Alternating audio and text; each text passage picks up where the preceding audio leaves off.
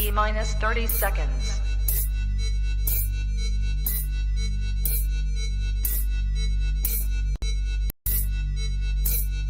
T minus 20 seconds.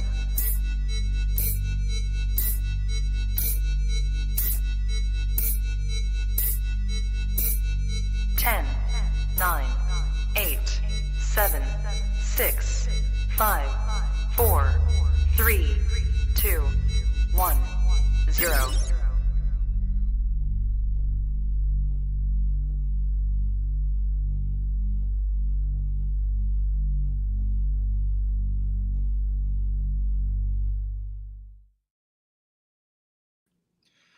All right, everybody. Welcome to the show tonight.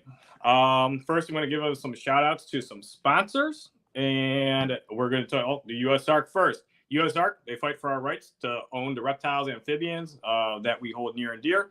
They do an excellent job at fighting a lot of legislation that's proposed that can infringe on our rights, and they've been doing a tremendous job, and they've been getting more support. The auctions have been going really well, gaining more and more money, which only helps us in the long run. So please support U.S. ARC, and it's been really awesome.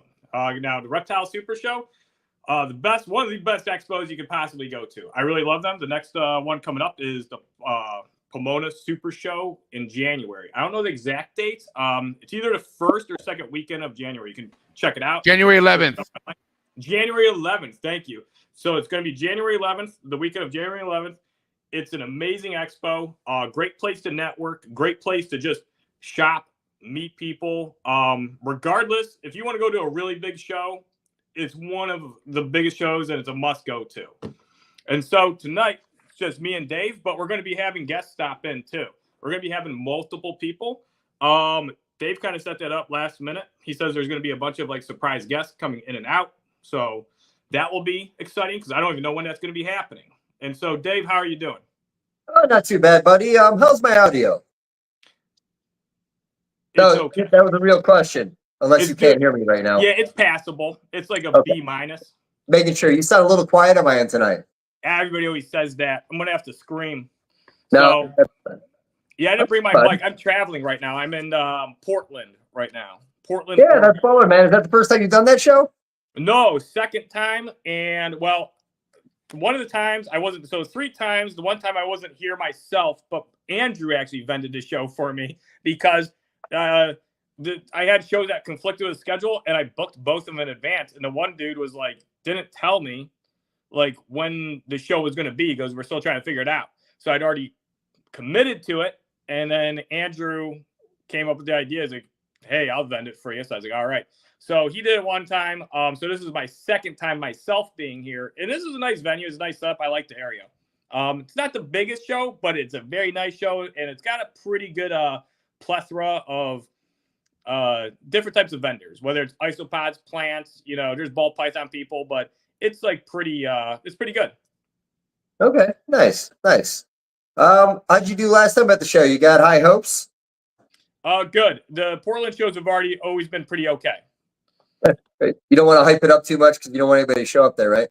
Well, no, you can show up if you want to. Here's the thing. It's not like a Pomona or a Tinley, but I mean, it's pretty good. I mean, it's a good show. It's good.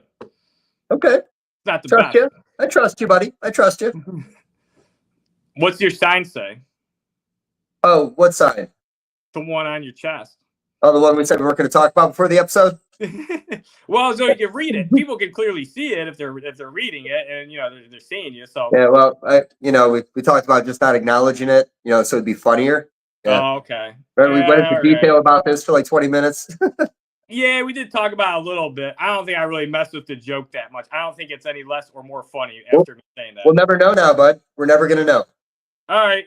But Jamie Colzer says they already have the room booked for Pomona. That's a good one. There you go. Okay. Pomona in the books. Everybody should come out. So we're gonna jump into you letting me know a little bit about last night's episode with Darian. I want to give me some highlights because I haven't had a chance to listen to it yet. Yeah. So it's MJ, Emilio, and then Darian, and the whole topic pretty much was the MorphMarket shipping. And so, yeah, MJ actually was like, you should tune into this one. I was like, okay, I will. And so when I was packing for the Portland show, I just put in my earbuds and I listened to it, and it was pretty good. Darian just covered all the bases. MJ mentioned the joke that I told him. I was like, man, you might bring that up later. I was like, I hope nobody thinks I'm a dick, but I'm a smart ass. So it was about the white glove service thing. I was like, I forget what I even said. Something about like, of course it's a white glove service. They never even handle the packages, something like that. Because, they're basically, these places, they're third parties. But the nice thing about Ship Your Reptiles and like Redline is that you have, a connection if you need an agent immediately and you want to be on the phone. Darian did say, though, that he is going to go towards that. And Darian is obviously offering these really good rates. And I have tried his shipping. He asked me if I'd try it. So I was like, I will. And yeah, they covered pretty much how like MorphMarket's been evolving and how Darian's kind of been living up to really improving MorphMarket on a lot of, areas of it, such as now there's shipping included, right into the website, the auctions, and they didn't talk about the auctions too much, but he did talk about how, and he made a public post about that, though, how he's limiting the extra auctions you can buy so they don't get flooded. Okay, respect. Have you used one of the auctions yet? Me? Yeah.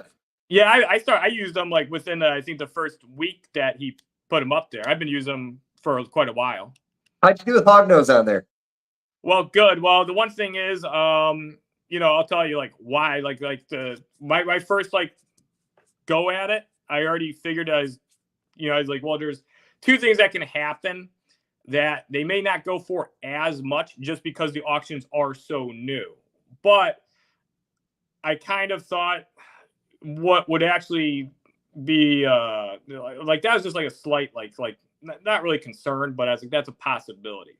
But I did the no reserves because I know how this stuff kind of, works. And even Darian ended up later suggesting, like, don't do reserves. I'd always do reserves, but I put like a stupid price on, like $7. So I always put like a several dollar reserve because there's a joke about I have them on, if you follow my stuff, it's not funny, but several, 7. Anyway,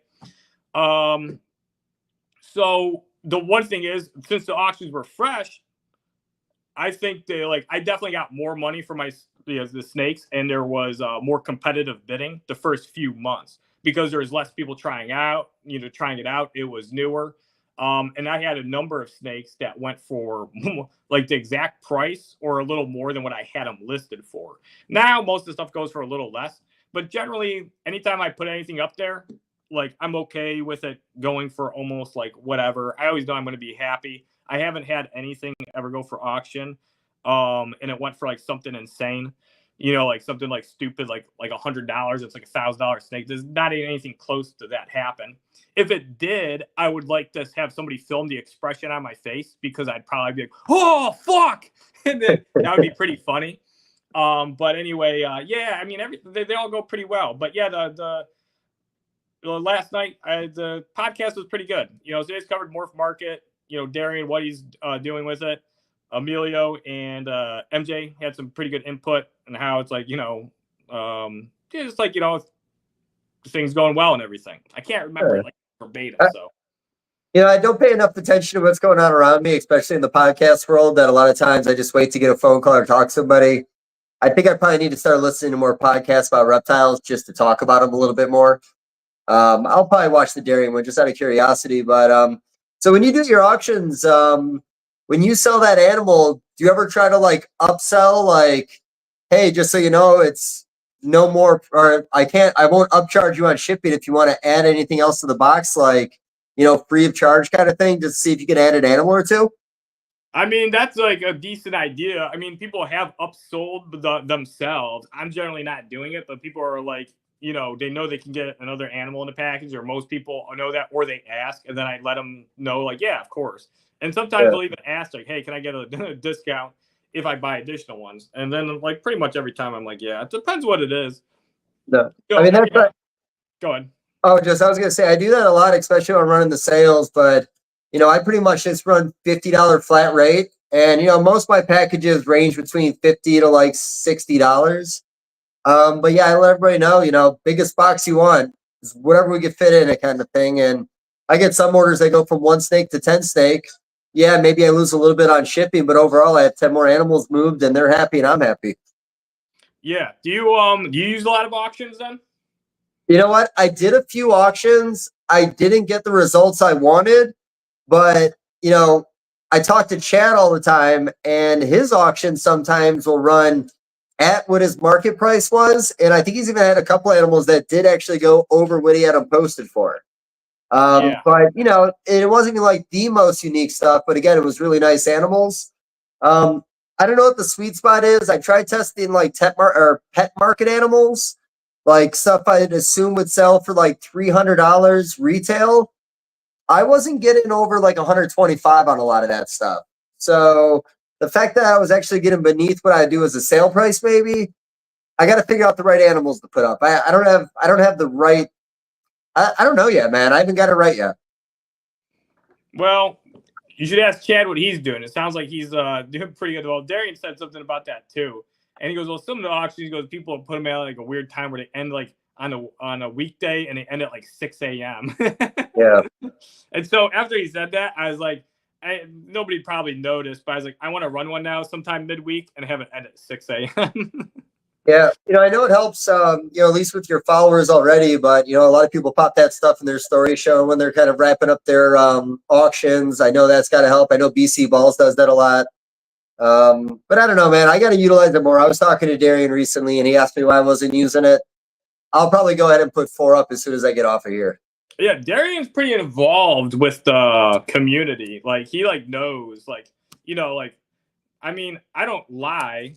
I mean, I wouldn't tell, but he asked me if you use my shipping yet. And I was like, no. I was like, I'll try it out today, the next day or whatever. And then he asked me 5 days later, he goes, have you tried it yet? And I was like, no. And then I finally tried it. And then I did get some coupons too. His rates are really, really good. I'm still going to continue using Ship Your Reptiles though. I got a Ship Your Reptiles hat. I'll probably still dabble with the MorphMarket stuff. But I really like Susie and Chad and the whole team. And I don't I don't want to sever a relationship. Well, you could kind of balance it out, keep most of your East Coast shipments through Ship Your Reptiles and things that are going West Coast that cost a little more.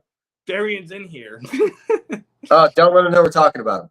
You know what the funny thing is? There was in my Discord, there's my one friend, he was posting because I know he was commenting on Facebook. That's what it was.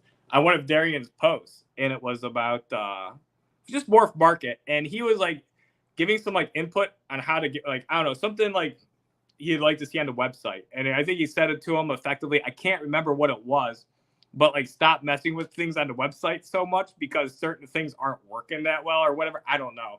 And so then Darian responded to him, and Darian he was, I don't know, I didn't even read all of it because it's he took the screenshot. This may have been a couple months ago. And so Noah posted it in the Discord, and he goes, oh man, because I think I pissed off Darian. And so then another Discord member made a fake profile that just put the username was Drollinger. Yeah. And and he just went in there and just said, if you don't like my website, you don't have to use it. And that's all. And so he was being really vague. And so for the longest time, our friend thought it was him, and he was all freaked out that he was going to get banned from MorphMarket or something. It was pretty entertaining. Yeah. So, one thing I had a conversation with a couple of people, and it got brought up the other day, but I really hate when we have it out on Facebook over things that maybe, yes, it's a community thing. Some of this stuff I think is a little dirty and shouldn't really be a big public thing, if that makes sense. What? What's dirty?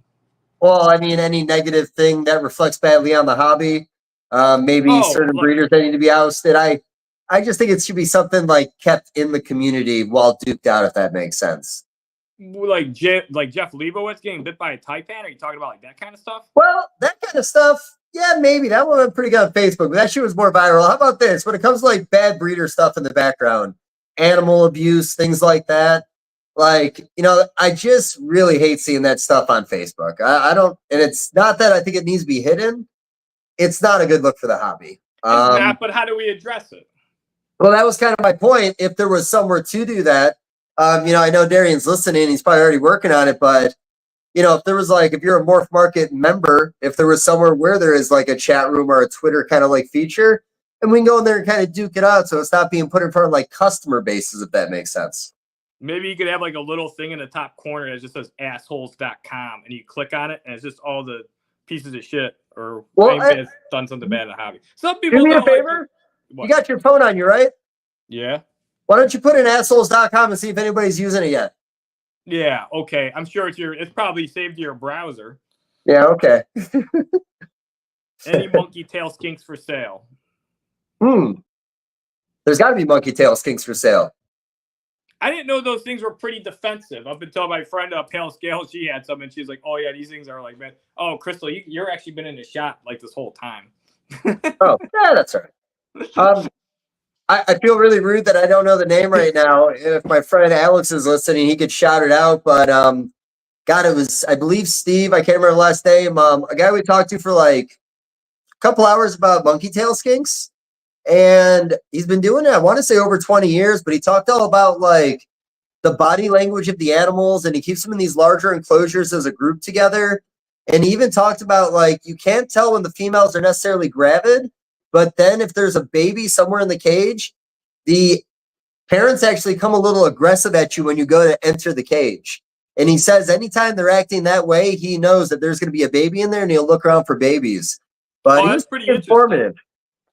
Yeah, it's that's what I found out, that you're supposed to keep them in like groups. They do better in groups, and you want them in, of course, like a larger naturalistic enclosure. So they're one of the species that really benefit from like a really big enclosure that has climbing material, vines, a lot of enrichment for an arboreal species. Okay, I feel rude. I'll remember this guy's name at some point, but he also talked about like genetic diversity in the wild, that I believe like in one large tree, there could be upwards of, 3 to 10 generations. Like they're just completely married to that tree in a sense. In one tree? In one tree, multiple generations. I don't know. Does that like I have to that one? I need like some like actual research paper to corroborate that, because like that'd be like going on an iNaturalist. Like go on an iNaturalist and find somebody with monkey tail skinks. Like, yeah, I found a monkey tail skink tree. It looks like a fucking tropical Christmas tree that's been decorated with monkey tail skinks instead of ornaments. That's how many there are in there. 10 generations, there'd be like 50 skinks in the tree. You just grab the tree and shake it and get skinks. Okay. Well, I know you're probably speaking to smugglers right now, and they're excited about that. But no, I think it's right. I think he really meant to multiple generations. Like, well, here's the thing. Like, I don't like smuggling. That's not a good joke. I don't like that. We could fact check this afterwards. How about that? Unless we can get a live fact checker. That's gonna be me. Keep talking. I'm iNaturalist. Well, I got a question for you. Like, a lot of times we talk about like ball python enclosures. Do you think if there was a spot in the wild that, let's say, was 5 feet by 5 feet, it had a burrow, some kind of food source that came and went, in some water, do you think that snake would ever leave that 5-foot range if it had everything it needed?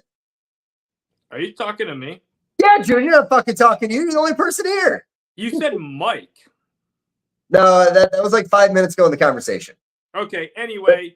Well, hey, yeah, great talk, buddy. Great talk. Yeah, instinctively, a lot of like species do explore, like let's say plains hognose snakes, because that's all I talk about. Males actually explore and have a larger range than the females. They found out with like, I'd say the radio tracking in the Minnesota studies, I think corroborated that. And it's definitely, when people find hognose crossing the road, you're more likely to find males, and the males are kind of following females' pheromones, and they seem to be more likely to move around. But if you're talking about like a really nice, so you're saying a really nice setup, 5 by 5 foot, and it somehow has the ability to say can go outside of this range, but if it had everything it needed in this 5 by 5 foot area, it's like the absolute best. Would it still venture outside of that? Yes.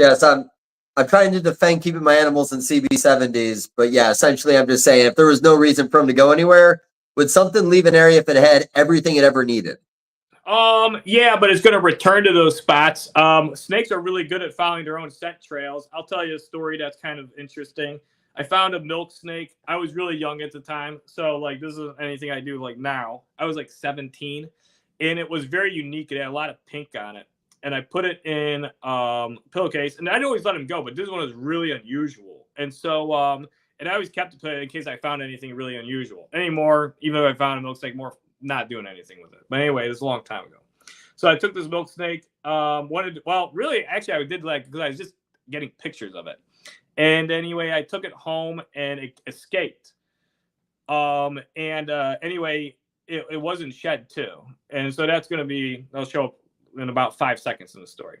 So this thing got out of the bag. It had like a tiny little tear, forced it through. Milk snakes are really good at like, pushing through stuff.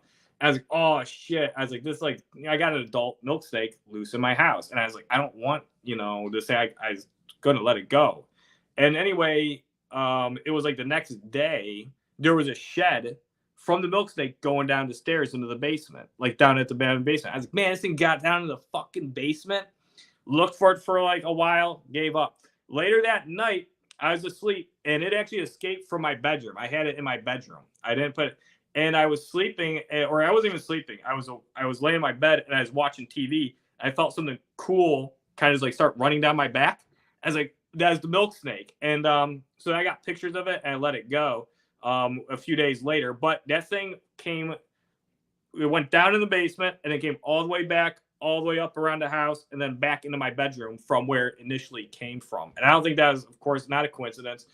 Studies even prove that snakes are really good with their sense of smell and following the scent trails that they leave, and a snake knowing exactly where to go. And their sense of smell is insane. It's like a second sight. So anyway, if you had everything in a little circumference, I think instinctively they're meant to try to like branch out and find possible other areas. But it would probably start utilizing that spot. I mean, it depends what kind of like, if you have this like kind of like hypothetical setup like this, and then outside of all of it, it's like really barren. I'd say the snake's gonna like barely venture outside of it after a while, most likely. But will they venture out? I'd say pretty much every single species of snake probably would. And there's certain species of snakes that don't seem to move much from Arizona mountain kings. They did studies on them, and the one they did within like a 5-year period never moved more than like 200 yards or something like that. But then you hear of things like certain anole species, they'll stay in like a tree or like around a tree base and brush their whole lives. And if it's open all around it, they won't leave that area because, instinctively through evolution, they know not to like, they don't want to be in open areas. And so they stay, confined to these little like spots they're comfortable as long as everything's there. Okay, so your comment you made about if everything's there and everything else is barren around them, maybe next week I might see you in Missouri. We might go to that hognose spot. Okay. And you know how that whole area looks. You've Google mapped it. Yeah. Is that the reason why there's only 100 to 200 acres that we have that species anywhere in the state? Because there's just no reason for them to venture off? Well, let's say one did venture off and it just kept going in a direction, it's done because there's no habitat. So that's the only habitat. But people have found them crossing the road, and I'll show you the road it is. And I don't think there's much habitat on the other side, but you can be surprised. Like, sometimes like these little embankments and stuff can really offer a lot of habitat. And I've always liked spots for a lot of snake species when it comes to, areas where the snake was going to basically be its home, or areas that's going to like seek cover and reside, as areas that are really close to human disturbance. Areas with like human disturbance sometimes are pretty good, like the edges of them. It makes sense. Plains hognose snakes, they're from the plains, they're from the prairies, and the prairies, change throughout time. And, then there's wildfires and, and even in the prairies where they exist now, sometimes they have to actually give them controlled burns or else they get choked out. And so sometimes some destruction, whether it's a controlled burn or if there's some like disturbance, let's say, a ditch put in or something like that, that can actually be good for habitat. And the ditch can provide, area for water to pool for amphibians to reproduce, and it can make the soil more loamier and easier for rodents to make burrows, to where hognose then could like hide in. Even though hognose, like, they're not always utilizing burrows. You know, there's it's interesting. You know, they are known as a semi-fossorial species, and then you read certain like studies, like the Erica Hoagland and Chris Smith study in Minnesota, which is like the best one for plains hognose snake activity, because they actually have radio trackers in them. You can't just, it's just not guesswork. It's like, it's a fucking radio tracker showing you where the snake's at. And here they're above ground during the active months, meaning like late spring, summer, and, you know, early fall. That, you know, like where the temperatures are good, where it's like, you know, they don't have to seek a you know, shelter or hibernaculum. But during the active months, they're above ground like 70% of the time. Okay. Think you could trick snakes or trick male snakes into coming to a certain area or habitat, maybe some tin lay down, if you can spray some kind of pheromone underneath it that females would typically leave off? I mean, you'd have to like develop a pheromone or a smell that's like a female, like, you know, like hognose in that case. I mean, it's not impossible, but there's nothing like that. What about the musk gland? Well, the musk glands are, I don't think that they use that to try as much as possible. They release a little bit of it, but no, it's like typically just a pheromone, like just in their skin. They, like, you know, there's pheromones there that they can actually smell. And then they pulsate and stuff when they get close to one another. But, you know, even like hognose, for it's like they brumate a lot together in the wild. They share hibernaculums. And you can find babies and adults and subadults in the same hibernaculums. But yeah, I mean, they do find a way to track each other, and they follow each other's scent trails. I don't think if it's done through the actual musk, but that musk stuff is potent. Like I was expressing some of those musk glands of female hognose that has some slightly enlarged ones, and then Leslie came in and she goes, "Are you expressing them?" I'm like, "Yeah." And she's like, "I could tell." She's like, "It smells bad. It smells like almost like dead fish sometimes." It's bad. Yeah. Oh, it's disgusting. I think one of the early hognose I got an adult female in and showed up and had that swollen musk gland, and you know, I didn't really understand what was going on. I think it was like 20 years ago. I think I got rid of it almost immediately. I know you got some with that. Remember that one time you had those adult female hognose and you sold them to me for like $35? Yep, that was the second round. That was another guy in New York I got those from. Yeah. Yeah, I had a bad run on low quality hognose for a while there. All right. Well, now you can just get them from me whenever you need a good one. Fair. And so, anyway, there was one clip I seen with you on the snakes and the fat man, and I seen a clip where a police officer stopped while you're in the middle of the podcast because you're doing the podcast outside. On whose property is this that you do that on? Because you're by that building. No, it's that bowling alley I used to sit in front of when I did that Herp House Rock. Okay. Yeah, so the internet here has been really suspect, so I figured I'd go out there for old time's sake, and anytime I'm out there, something's gonna happen. But yeah, no, that was fun. I enjoy when things go wrong like that. Yeah, well, it kind of went right. That sheriff was all right with you. Yeah, I think it's the second time that I've had a cop pull up while I was there. I think last time it was like right when I was wrapping up, maybe. But I'll be honest, the best is I had a raccoon there one time. And it was like fucking around behind me. I actually went to go try to get it. I got close, but no. What we're gonna do with it? You can't grab it. You can get it by the tail. A raccoon?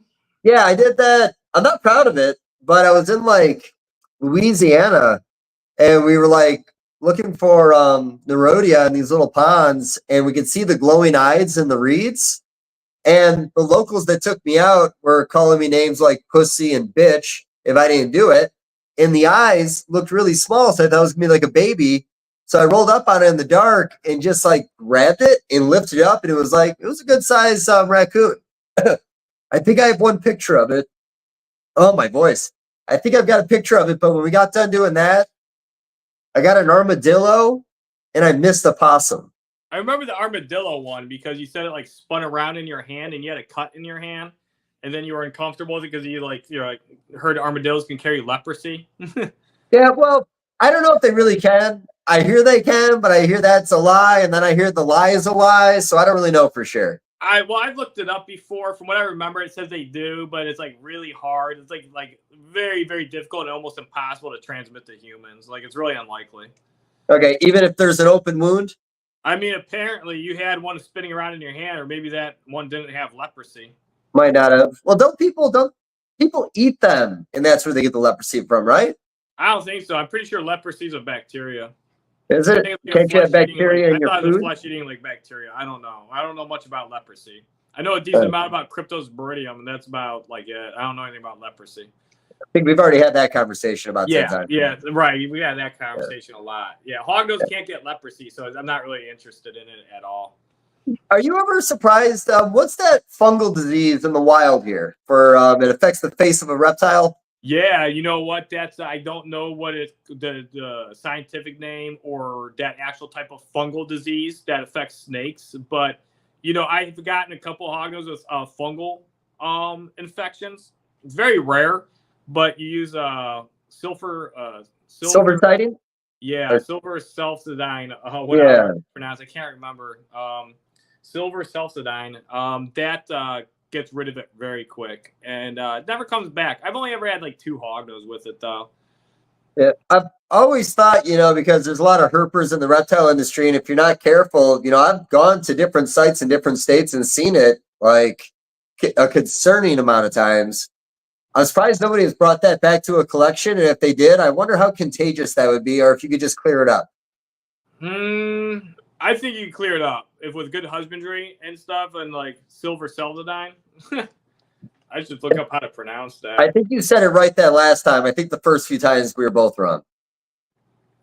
Unless it's silver saline.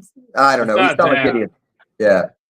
Oh, man, there's a cleaning chemical that somebody also said you spray on it and let it dry, but it's like Lysol. I think they said you spray Lysol on it and let the Lysol dry on the animal. It'll take care of it. Yeah, you could. Okay, yeah, it's silver sulfadiazine. Silver sulfadiazine. I think it needs a nickname. Yeah, just call it call it silver cream or something. It's white. The stuff works pretty good, man. If you put it on the ones where I've had the one had a bad fungal infection, the one hognose. I don't even. The funny thing is, it doesn't seem to be contagious because I've never had any other ones. I've only had 2 ever with it, and it would like be bad because like when they'd shed out, it wouldn't even cure it. It would be like still that area wouldn't even like shed properly, and it'd be like the scales would be really like messed up from it. But as soon as I put that on it, within the next shed, it is like cured. Okay. Another thing too with the white cream we're talking about, open wounds on a snake. I've used that for open wounds with a lot of success. And I think I had a goose one time that we put it on its neck a little bit. But there's also that Vet Tech water. You ever use that Vet Tech water? Vet Tech water? You know what I'm talking about? You can get it at like feed stores. It's got like a chicken on it sometimes. I've never used that one. All right. Hey, Bree, you remember the name of that product? Silver sulfadiazine. I don't think she could hear me. No, it's silver sulfadiazine. I don't know. I'm going to keep saying that like the rest of the podcast. So if you guys want to leave, you can. That's fine. I'm sure it's what good for the fuck is this? Is this the one that you were talking about, Dave? The ophidiabisis, ophidicola, or SFD? Maybe, but that might be like in the fine print. I was thinking something much simpler. It's like a blue spray bottle. Sometimes there's a horse on it. Chicken. I thought it was like Vet Tech water. I think there's a peroxide element. I haven't used that one yet. We got Mickey, and Mickey came in. Huh. We can pop Mickey in. He might know what this shit is. All right, we're going to add Mickey. Add the stage. Hey, Mickey. What's up, guys? How you doing? Hey, is that on your camera phone? Yeah. Turn it. Flip it, man. Full screen. There you go. Pow. Hey, you know that product that you get at like Tractor Supply and it's like Vet Tech water in the blue spray bottle? There's like a chicken on it or a horse? Isn't that chlorhexidine? Is that just chlorhexidine in there? Is that like part of it? Is that what you're trying to say this whole entire time, Dave, was chlorhexidine, like the most common, like fucking cleaner? Yeah, it might have been, but it's very effective. Yeah, that stuff's great. Wait, no, you're talking about cleaning. No, I'm talking about taking care of wounds on an animal. You It's could like use you could use chlorhexidine for that. They use that for that. They Yeah. use I it do for, It's a understand you can topical use that, solution. and yeah, it's like an antiseptic. Like, yeah, they use it for like everything. yeah, no, it's something different. Look in the comments. I'll put it in the All right. comments. And It's Fairly wonderful. Hawk Any Parents talk about it started in timbers. I thought it was in king snakes too in California, but she said it's and I'm sure Fairly because she has researched this stuff. So it's in 21 states and it started at timber rattlers. You're talking about Okay. fungal, snake Yeah. fungal. The fungal diseases, yeah, and wild snakes. Yeah, I've Yeah. got. I think I saw a bull snake in Wisconsin with it one time, and I believe I saw a couple cottonmouths in Nashville one time with it. And I want to say I've actually come across it in one other states. Well, if I come out herping and we go to that timber spot, I'm gonna take a baggie filled with silver sulfa design in it, and we'll apply it to them if any of them have it. Yeah. Well, we'll check out a couple dead spots. Might get lucky. We had some hognoses up here in the state park that I live by that had some fungal disease on them. They were Really, pretty even a gnarly. hognose? That's terrible to hear. What state are you in? Or Missouri. What state is this? Missouri. So is that Yeah. eastern hognose, or is that one little isolated population of plains? It's the easterns. It's the easterns. Okay. Okay, the SFD. That's right. I wasn't thinking, but that's the fungal disease. That's the scientific name for it. Yeah, I have actually. Now you're saying that struck my memory. SFD. Ophidimyces ophidicula. All right. Hey, Mickey, a few minutes ago, we were talking about MorphMarket shipping. We talked about that. You've used it already, right? Yeah, I think it's great. I mean, the price is like cheap. Did you do it for an animal shipment, or did you do it for something else? Did an animal shipment. There's animals? Okay. Cool. Yeah, I mean, it showed up. It showed up at my other store right on time, like everything else. I mean, Yeah. Well, it's FedEx. There's no reason it shouldn't run like any other shipping. Well, that's tight, man. Think it was easy? You gonna keep using it? we'll probably use it here and there. Just depends on what we're shipping. Okay. I feel like a lot of people are saying the same thing. You know, even Jeff's saying he's going to switch over, but he's still going to ship your reptiles. I mentioned I got a big box order with Reptiles Express. I'll probably get through that and then see what happens. Maybe do a little back and forth. I'll probably utilize it, like I said, for the West Coast stuff because those West Coast boxes cost me the most. Yeah, like shipping from Missouri to Rhode Island's kind of ridiculous. I mean, it's probably the same going to the West Coast. So, yeah, I'll probably use it for those. But anything else, probably just use, I use Reptiles to you, but everybody's got their own brand that they like. Yeah, we're all fucking around different spots.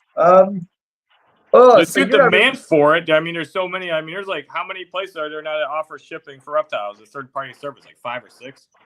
I think it's 5. Yeah. Well, Superior Pets. Does Superior Pets still offer that? Did they used to, or am I thinking Staykeeper? I don't know. No, neither of you? Okay, that's fine. Yeah. I think one of those two companies offered a shipping service at one point. I don't know how used it was, but I think one of them did. Yeah, I don't talk at once, guys. This dead air with 3 people is amazing. Yeah, it's a good time. It's a good time. Yeah, Where's everybody else at? No, this is it. You're gonna only be here for a little bit, and then we're gonna get rid of your ass, and someone else shows up. It's not like we're not doing like a Zoom call. It's just okay. having people stop by and enjoy the conversation a little bit. Hey, that's fun. Yeah, I'm sorry. I should have explained this to you a little better. It's really my fault. Well, it's more fun when it's a surprise, David. All right. Well, we know it's full of surprises, but how about this, Vicky? How was the road this past year? The road was. It was a grind. I'll be honest. It was a grind. Okay. It was. It wasn't terrible though. It wasn't terrible, but it was definitely slower than years past, and we've definitely had to change some of our strategies on things, and lots of things changing. I actually haven't spent a ton of time on the road this year. I've probably been on the road 3 weeks out of every month, so that's not bad for me because I'm usually on the road every weekend. So yeah. How many shows do you have a year? Like 70? No, so we have 52 locations. I think we have like 150. I know this year we're down because we cut the frequency of some of our shows, but I think the year before we did like 200 shows across the United Okay. States. When 200. you, Yeah. What's your favorite one?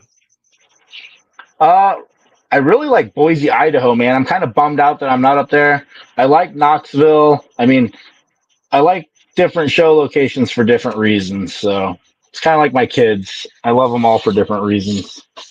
okay, fair. So we talk about, only doing like a certain amount of shows in a city. Like, how do you decide to do 3, 4 or more shows in a city? So whenever we moved into like the Southeast a few years ago, and we hit the markets really hard with 3 and 4 shows, we were kind of gauging like when is the best time of the year to go and things like that. So that's when we kind of started necking things back and killing off locations.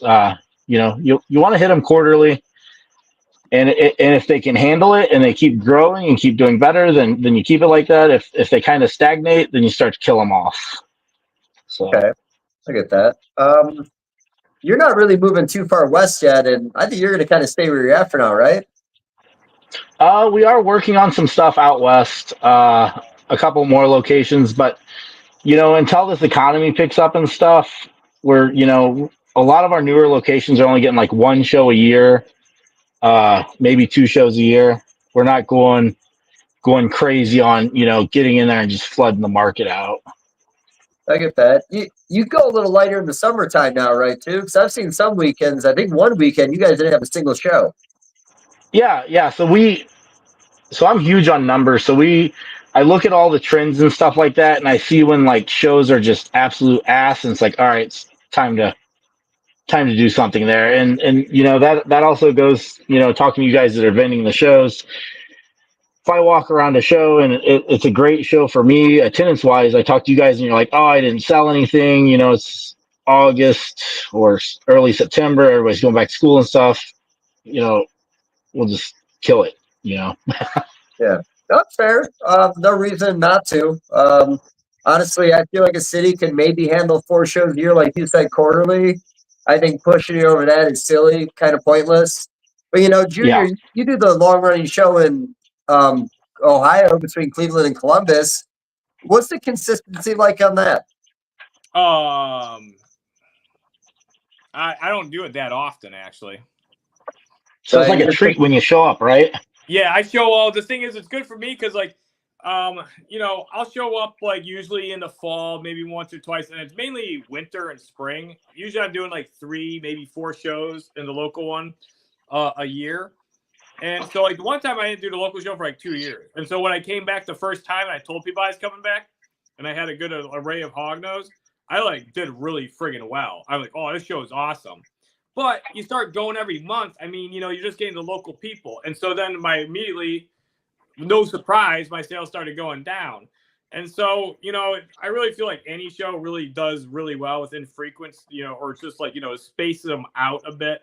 And not like monthly shows are like tough. I mean, the thing is like monthly shows, I feel like at one point, did extremely well, but there weren't, any other shows around. Or there weren't as many reptile shows in general, and then the online presence of reptile sales hadn't really hit yet.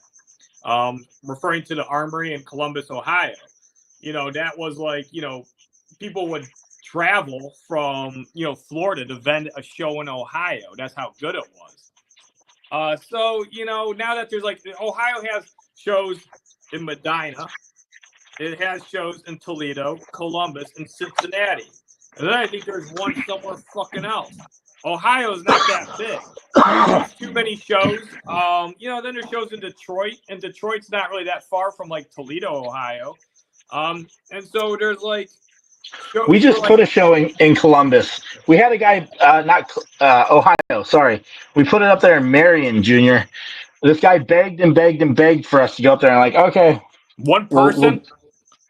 Well, it was a handful of people, but Okay. This guy was like really, really big on it. He's like, I'll do everything. I'm like, we'll try it because I have like wanted to stay out of Ohio for, obviously there's lots of shows there that are extremely established. So So when is that? it's next month. Oh, you're doing it. So the Columbus show is next month. Marion, yeah. Oh, Marion, Ohio. How far is that from Columbus? It's like right in the middle of all those cities there. Let me look at it. Okay, you think I would know because I'm from the state, but I mean, I know kind of. I've heard of Marion, Ohio, but it doesn't really interest me, so I don't really know where it's at. Yeah, we'll see how it goes. Well, not the show. Not the area of Marion doesn't really interest me. You know what I mean? Just like if you told me like something like Lima, Ohio, and Lima's like I think an hour and a half. I mean, I'm never going to Lima, Ohio. I'm not going to Marion, so like I don't really know where like Cincinnati, Dayton. Well, I'm not going to list all the areas I know are in Ohio. So we can move on from that one. Fine. You go over into like PA Erie area a little bit too. I don't think you've actually gone over the New York line, right? No, we actually just killed that Erie, Pennsylvania show because it was one of those deals where people are like coming in and treating it like a petting zoo and stuff, and we're just like, nah, we're done here. Tough area. Western New York, I felt it was kind of a tough area for shows. There was that one that got a little bigger at the end. I think it was every May 4th, I believe, because everyone always dressed up like Star Wars stuff. Oh, that's cool. Yeah. Well, at least around there. But okay. What about you? Got a Rock Hill show coming up in South Carolina, right? Yeah, next weekend. I'm going to be heading out there. I'm pretty excited for that one, and that's just a show that we're doing once a year. We'll see how it goes. It's in a way better location than that Fort Mill show that we had out there a couple of years ago. So we'll see how that does. Can I say I did hate that location? I hated that location too. I hated that I was stuck in a contract on that shitty building. Yeah, that was a tough one. Are we about same time, Junior? Yeah, are all of the South Carolina shows, are they all like hot shows too? Because every South Carolina show I've ever been to, there's venomous. No, that facility will not let us have venomous, and I'm fine with it not being a venomous show. So no, I mean maybe better off. They have enough venomous shows down there. Yeah, no, it's cool. Sometimes like the venomous shows are cool and everything, and I dig them. I keep venomous, but like sometimes I think when you advertise that you're doing a venomous show, I think that deters some of the newer people that aren't really into that, and just a lot of stuff there. Okay, I get that. What was I going to ask you about?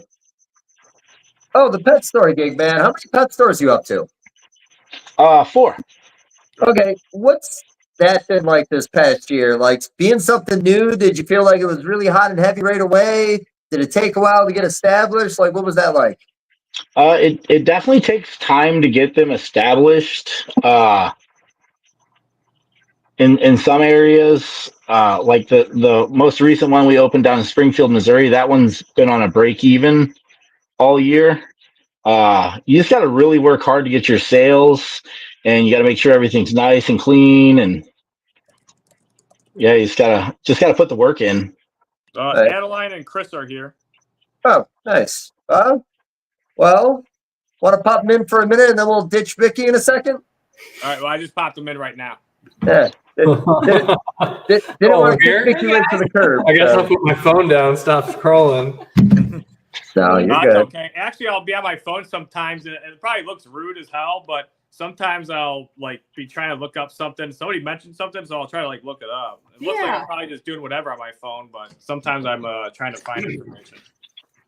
Okay. That's why I always do this in front of my computer. I like the sign, Dave.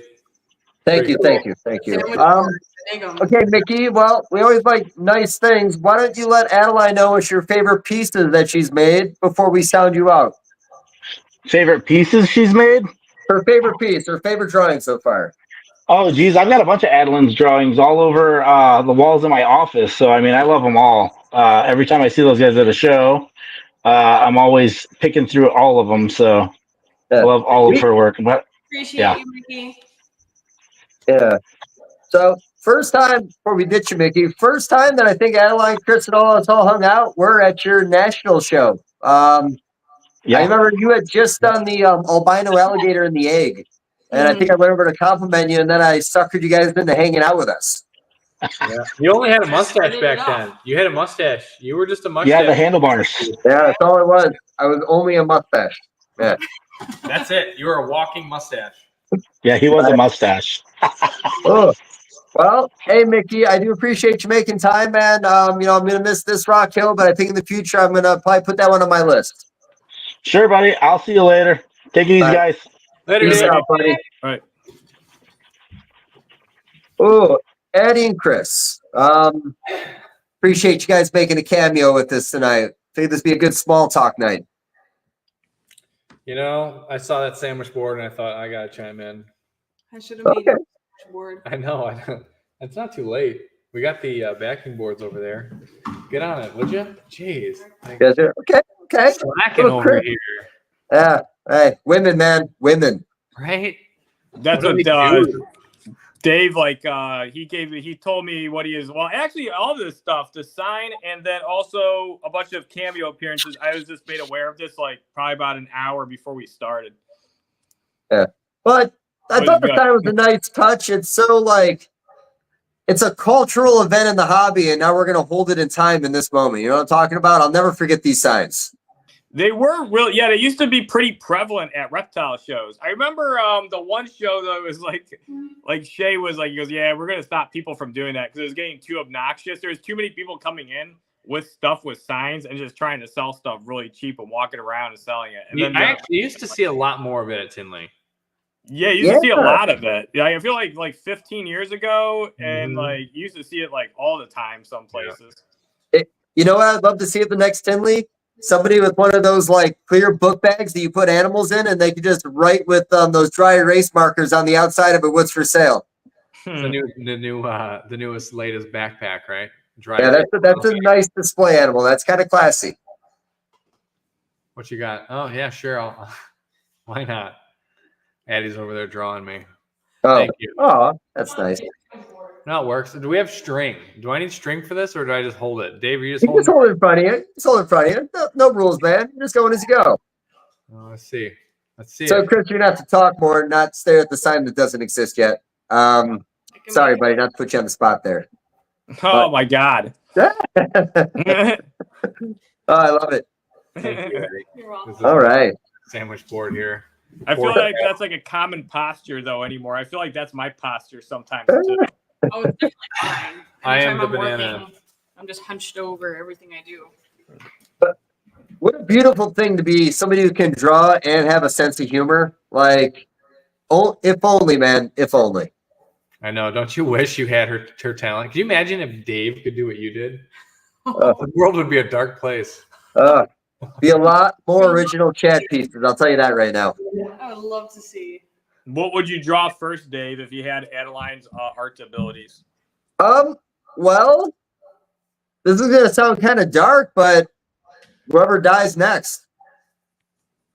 You're just going to draw a picture of whoever dies? Well, actually, that's something that I've always kind of wished. This is going to sound kind of awful. Like the next clock ticking, like the next one, doesn't matter who. Well, it doesn't matter. It could be anybody. But, sometimes when people pass away in the hobby, someone will paint them. Yeah. And, it's okay. That's okay. why she doesn't paint pictures of people, because they turn out like this. No, that's fair. That's fair. But I just hope that, when I pass away, even people who don't know how to paint, I'd really appreciate if you painted me and posted it online somewhere. That'd really go a long way with me. We can have a Dave Levinson Memorial Art Day where we do we should just canvases. have the Levinson Memorial. Yeah, see that's not that dark. That's actually kind of it's here's a picture. Everyone will be like, "Oh my God, R.I.P." We're like, "No, he's not dead. It's a memorial." Dave's face. I'll do a tutorial. Here, you can watch me paint. You can paint and sip while you draw Dave's face. If you don't show the whole thing, I just look like the penguin. Well, what we could do? There. When I finally decide to shave, I could just shave, clean up the hair, get real normal looking, and then we'll just pretend like I'm dead and see if anybody notices that I'm still alive. Save the hair, and we'll embed that into the painting. Oh, of course. I had already planned on saving this when I'm done. I didn't really know what I was going to do with it, but I'm definitely keeping it. The magnetic, the what is it? Harry Oh, Willie or yeah, something? Willie, Harry boy, whatever. The guy his that's name is. magnetic, and you Give them hair. Oh, Beard. Oh yeah, I know what you're talking about. Yeah, you can move the hair wherever. Yeah. didn't I literally put my face on that and send that meme to you guys like a month ago? It was longer Did than a you? month, but you did, yeah. Oh, Okay, I thought so. that. I'll resend it afterward, of course. So if you shaved your whole face, you don't think people would recognize you, Dave? I think people would recognize your eyes right away. Eyes and your Yeah. I would have to wear glasses or something, or learn how to tone it down a little bit. How about that? Because remember when I tried to like steal stuff off your table, or I didn't even get to that part yet, but I was dressed up and you knew me right away because that's for my voice. My voice gave it away. That's at that Las Vegas show. Yeah. Well, these eyes do keep an eye on the animals. It's the hands. The Dave hands. Oh, you mean my Robin Williams knuckles? No, it's the way you Robin talk. So later we're gonna do this and then do that, and then I don't know, maybe we'll have fun with it. Who knows? We'll That's go to the woods. We're gonna find a pig, and then maybe I'll wrestle it. I don't know. Maybe I'll jump off a cliff and try to find a possum. okay. Maybe we'll see what happens. Have you made fun of me like this before? Because I had no idea I even looked like that. That's the Dave I know and love. Okay, guys. So you guys took a pretty crazy road trip this year. You went for 3 back-to-back shows, right? The longest. Yeah, road trip I don't know if we're ever. gonna do that again. It wasn't bad. It was just long. Being away from Okay. home So, a long time. did you guys do total miles? It was about 4,000 miles, roughly. Jeez. So, what was the order of the shows? Luckily, it was directly in line It from was one Texas. straight line over. going east. Unlike the time that you saved us, where it was Vegas, Georgia, Texas. This was Good memories. Texas, Georgia, and then Charlotte. So, it was, I'm sorry again that there's so much PTSD still left from that trip with my shocks being blown. I feel like you would tell the story more if it wasn't for that, in all honesty. I'm still seeing a chiropractor. Yeah, I felt great. My chair must have like a little spring in it or something. I was just When you were in the lethal. front seats, it wasn't so bad. Yeah, well, you could have sat up front. I think I did once from brief time when I drove. I drove for a little bit. Yeah, we could have bought a $15 pillow for you to sit on. There was a lot of options. We just kind of What winged we it. could have done is just gone to any other car shop, auto body shop, and give them $120 to put normal shocks in the car. That's what we could have done, but we didn't. Yeah. My neighbor did that for me soon after I got home. Yeah, because the airbag shocks were going to be like thousands of dollars. So I'm like, no way. But that was quite nice. But so did you guys go California, Texas, then Atlanta, or did I miss the order? No. Which What did you do? which show are we Which talking show? about here? Well, you went to 3 in a row. Am I right? Texas, This the current one. Dallas show, Yeah. NBC Dallas, then Bob's show in Atlanta, and then Charlotte with Charlotte, All-American. All-American. Okay. I'm sorry. I forgot about that one. How'd you guys like the Charlotte show? It wasn't bad. We liked it. Right. The Bears were. The bears were cool. We found bears in the woods. Yeah, I heard about that. But Was it was it at night? What's that? Didn't you guys see a bear at night? Yeah, it was we were scary. at Herping, and it was like 11:30, and we were so far deep in the woods that we were like, you know what?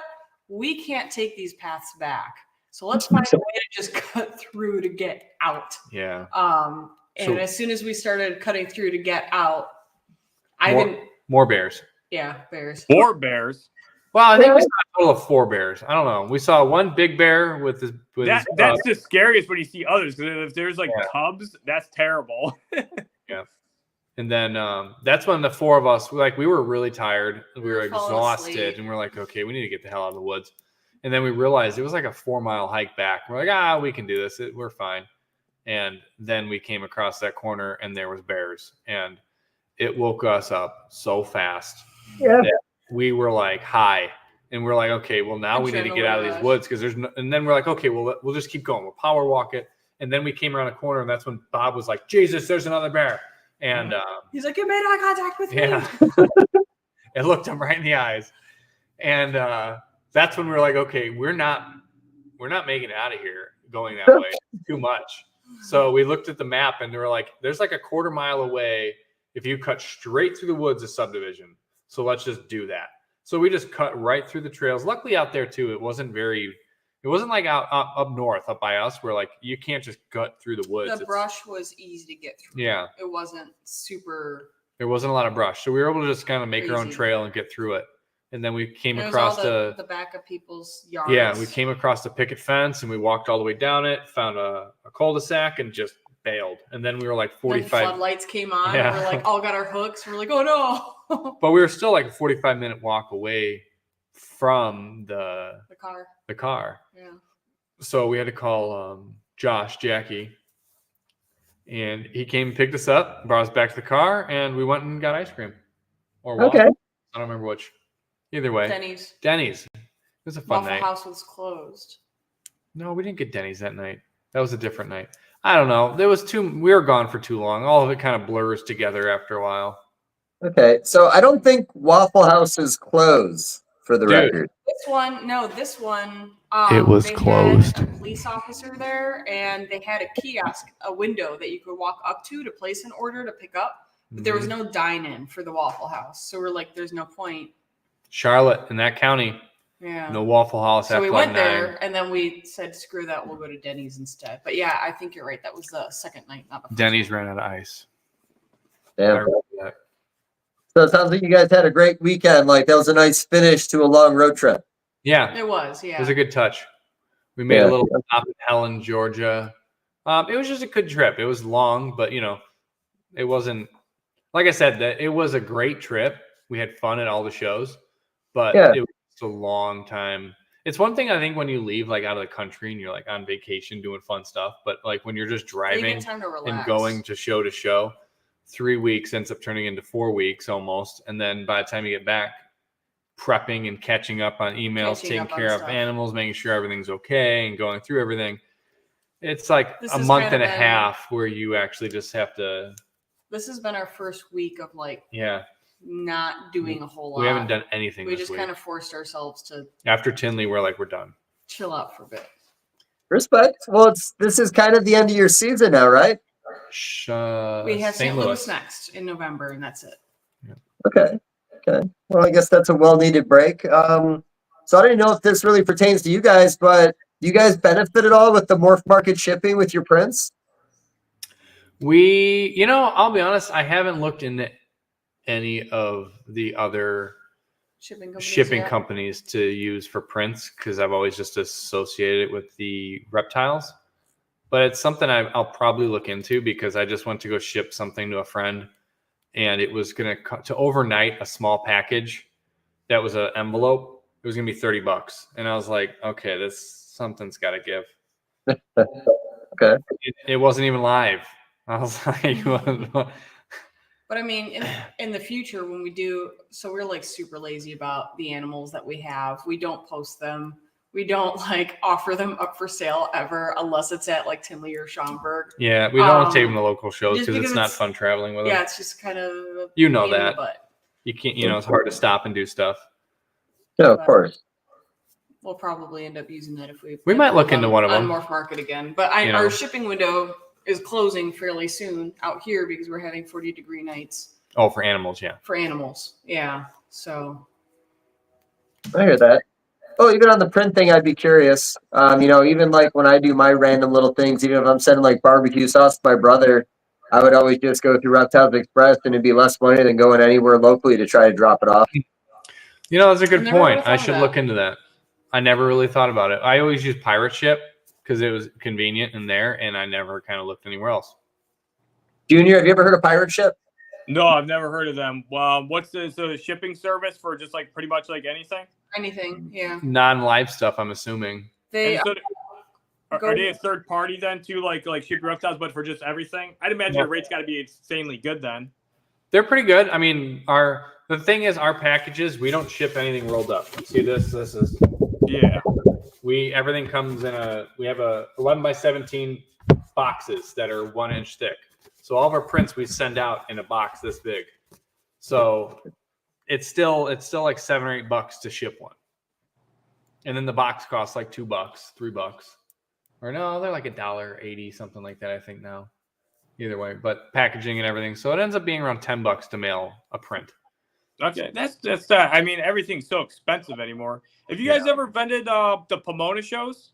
Not yet. We really, really, Yeah. really want to. It's just a long haul. Sure. Yeah, because you pretty much can only drive that because you got to take all the artwork. So Yeah. Mm-hmm. I mean, look at Jim. Jim does his trip all the time in his, Oh my his God, I don't know car. how the hell Jim I does feel it. like, yeah.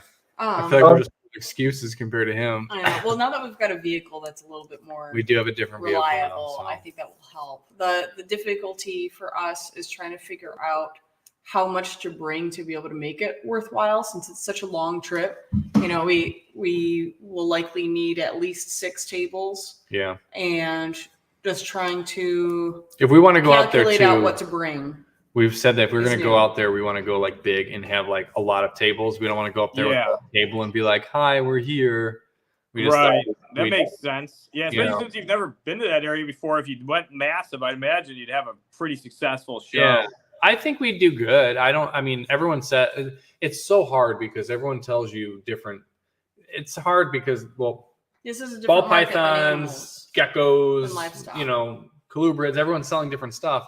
We can't really relate to that. People are like, oh, it's only families. I'm like, well, that sounds great for us, you know, because we're usually the little Timmy here wants a snake. Well, you can't have a snake, so here's a print of a snake, or you know, Right.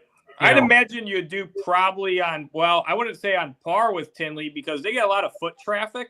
But the one thing is, since you never, it's kind of like when I was talking to Dave, asked about me doing Ohio shows. When I didn't go to an Ohio show for 2 years, I go to an Ohio show, then all suddenly I do like amazing because I hadn't been there. You've never Yeah. been to Pomona, so you're kind of like more of a novelty, and there's a ton of vendors there.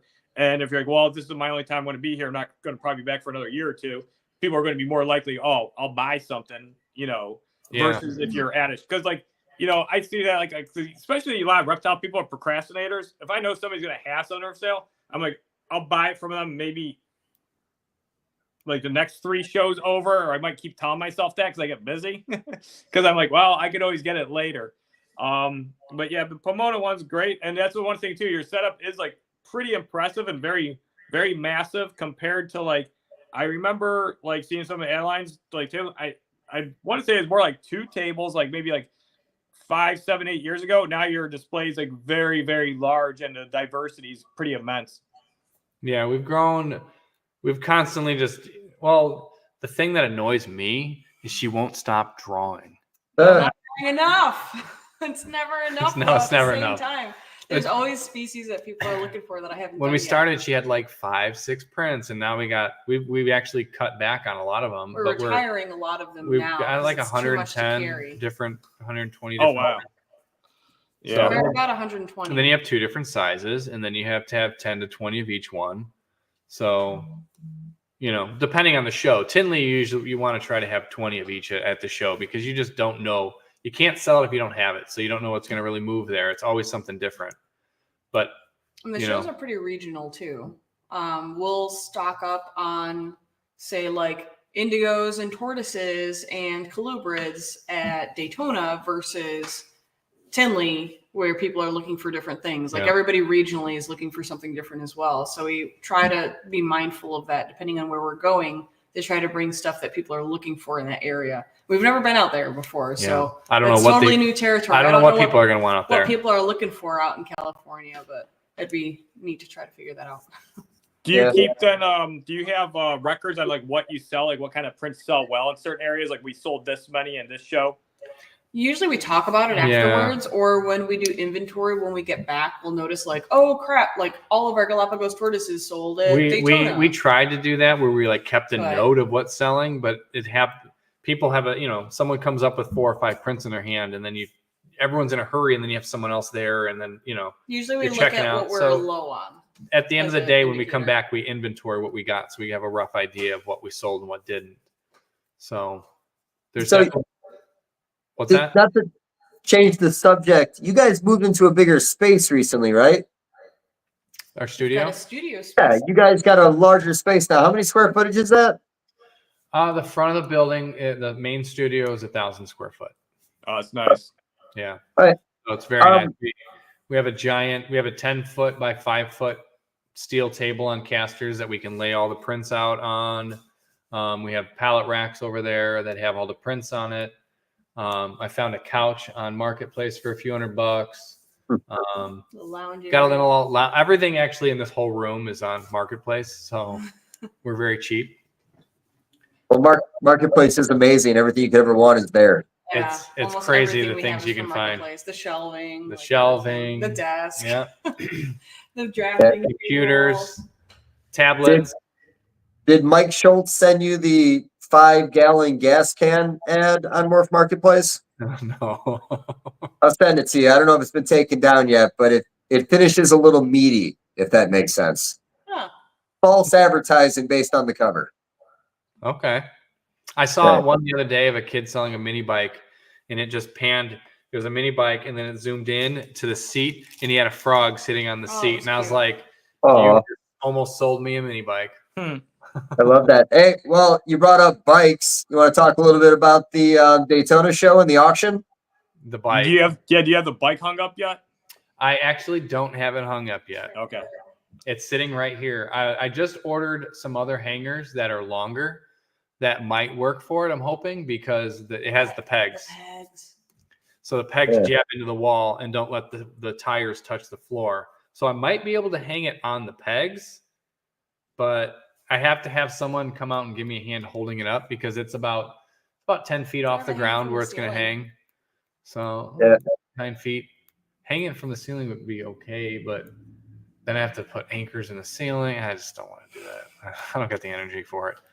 So yeah, I missed out on the whole moment. You know, me and Junior at the auction were hanging out side by side for a good amount of time, and then the moment I walk away from him is when the bike happened. You're never there for the good moments. You're never there. Never there. I wander at the worst times. He was there to rescue us. He was. You're there to rescue us. He's there when it counts, when it really counts. I'll count that. But no, I do miss a lot of the good moments, especially at the Tinley auction. But no, that one in Daytona just that was wild. That was wild. Yeah, I still don't really know why that happened or what I did, but I very, very much appreciated. Yeah. And Junior appreciates that somebody else as much as him can own a bike that nice. Junior would have probably played with it a little more than you, I think. I was kind of relieved not to have paid that much for a bike. I mean, I was like, well, and I was like, at least I was like, I bid it up, and Timberline, he ended up paying the bike, and then you got it. So I was like, well, that's one thing when he was bidding. I was like, man, this guy. I was looking at, this guy don't look like he's gonna ride the bike. What the fuck is he bidding on it for? And then he gave it to you. I was like, oh, that's nice. That's what I thought too. I was like, man, I mean, don't get me wrong. I know he always goes big on things, but I was like, damn, he really wants this bike. But I didn't know Chris Nettles. Thank you. Chris Nettles was a BMX kid. I had no idea. Have you seen pictures of him? Not Chris. Yeah. Him on like half pipes and shit. Like he was shredded, like insane. He's like shirtless, like just doing all these tricks. I was like, damn, can you print me a picture of that? Right. Yeah, I know we talked to John about that, and then our boy Eric, he grew up in Ohio next to all the Nitro Circus guys, or a few of those guys that put that whole thing together. Yep. He was friends with like FBM, the guys that owned FBM and all that. Like it's just crazy. Yeah, small world, right? So you guys, I always love your guys' donations too. I think the whole industry always loves your guys' donations. I think that one time we were set up when you were working on the Bulls the whole time, which I fucking love that one. Just watching you work on that the whole show. The what? You guys did the Gibson at Tinley. How did that go? It did 10 grand. New record. Wow. Who ended up getting that? That was Timberline. Okay, amazing. But the cool thing is there was actually a lot of people there bidding on it that just wanted it. Like even Trey from Cold Blooded Caffeine, he collects Gibsons. He got that thing. I think he bid it up to almost $5 grand, and he just really wanted it. And then I didn't know this, but even Timberline, they Todd. Thank you. I'm blank on names tonight. Todd collects Les Pauls, or has several of them anyways. So it was like kind of neat to know that they all appreciated it for what it was. Yeah. Oh, I love that. When people in the past, people complain about the market right now, and I've always felt that sometimes it would be reflected at the USARC auctions. And to be honest with you, I think what Daytona did over $100,000, Tinley did what, $130,000 total. Yeah, 130 total. I think 105 for USARC or something like that.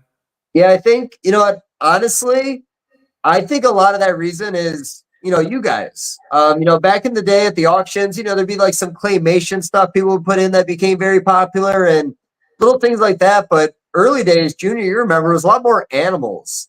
And there wasn't an excitement. There was still some like liquor bottles that went for this, but it's all these unique donations that we're seeing nowadays that are really why the auctions are doing as well as they are. When I first started, you used to be able to buy.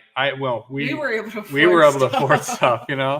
Our buddy Matt, he used to always go to the auction, and someone would donate some dumb wooden stick. It was a wood sculpture, something that it was something weird. Carved and he would always buy it. He'd get it for like $130, and then one Tinley stuff just started getting it more and more expensive to the point where we couldn't afford it anymore. So it was just kind of funny how we were joking about that recently. Like, man, don't you miss the days where we could afford stuff? It's so fun though. It's so fun. It was how much it's changed. Yeah, it was just neat. The first one that I ever donated went for $200. Yep. And the silent auction to a friend.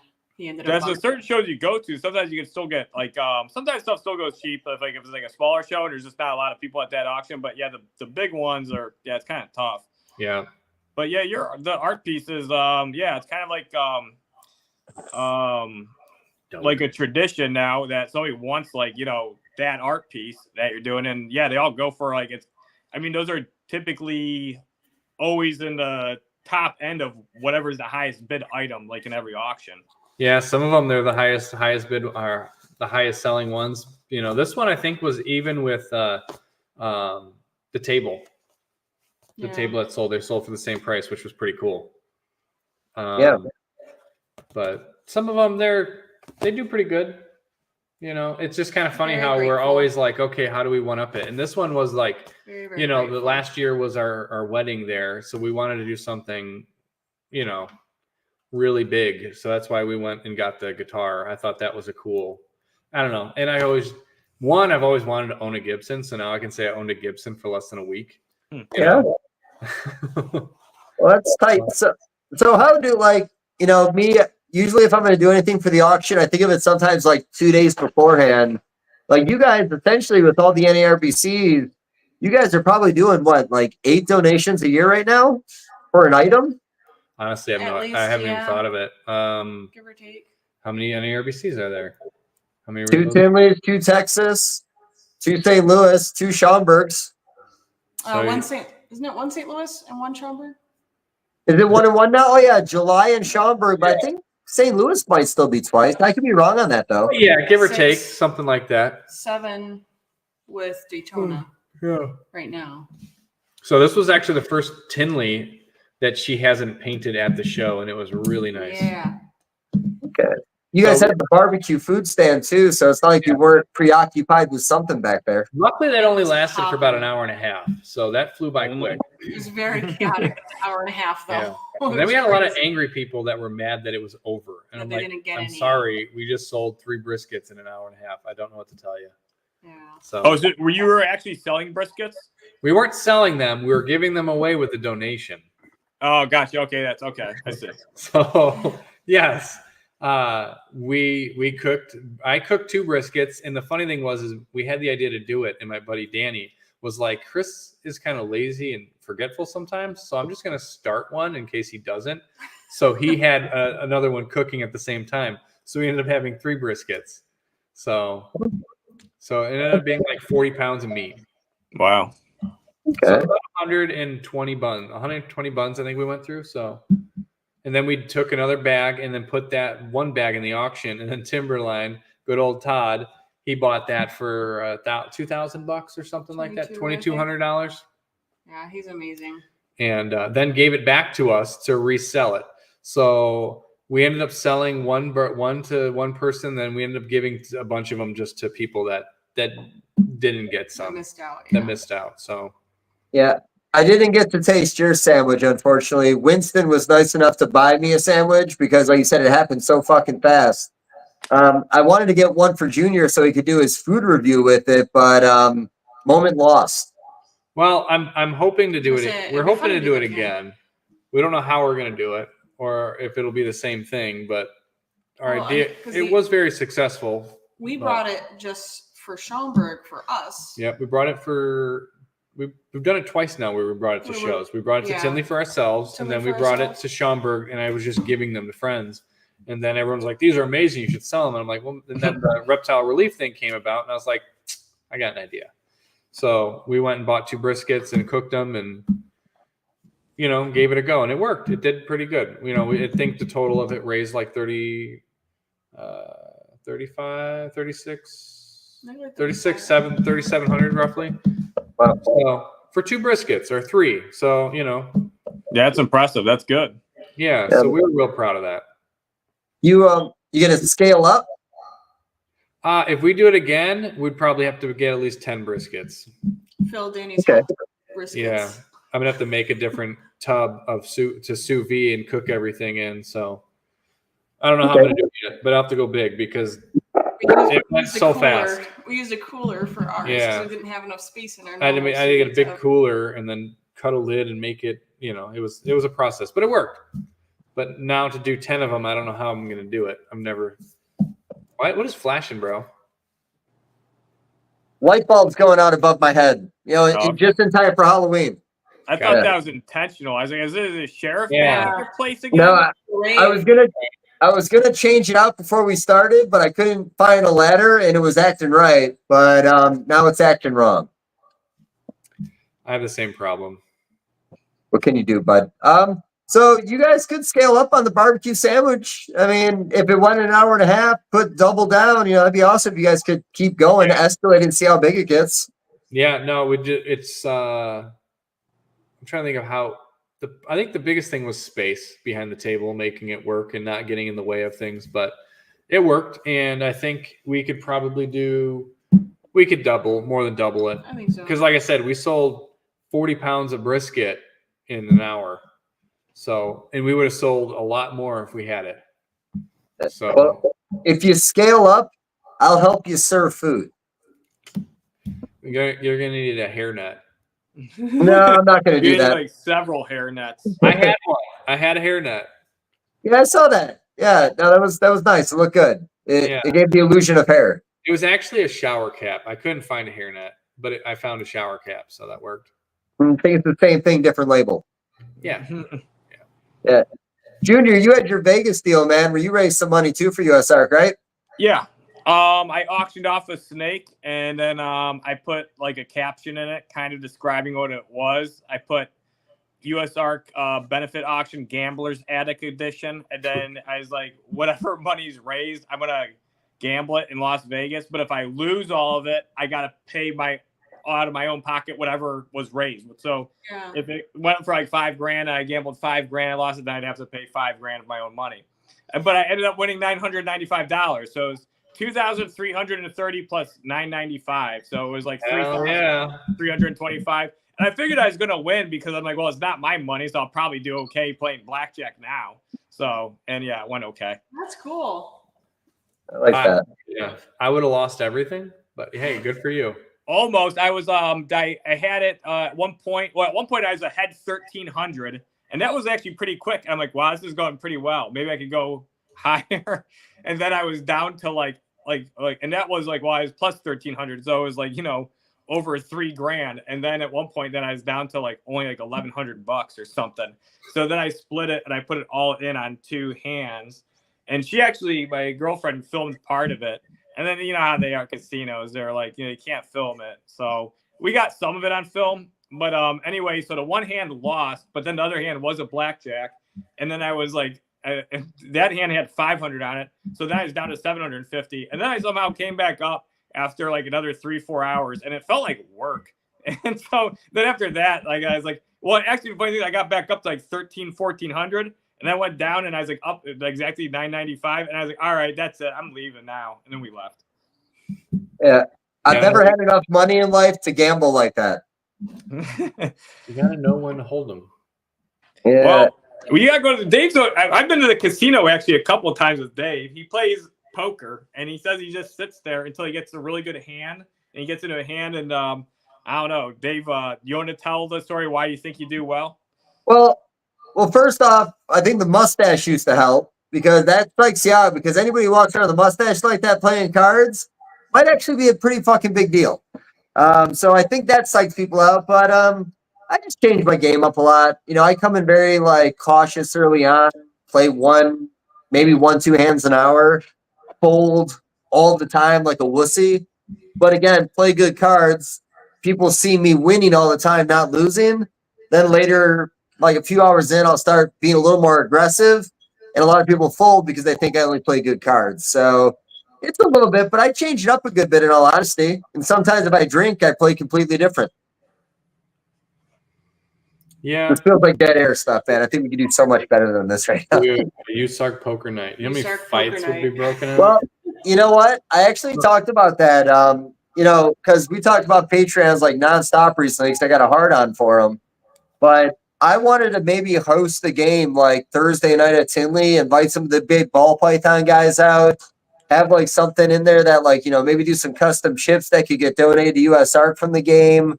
And maybe have the buy-in being like ball pythons, like a $4,000 buy-in in animals, and you stack them up in the middle of the table.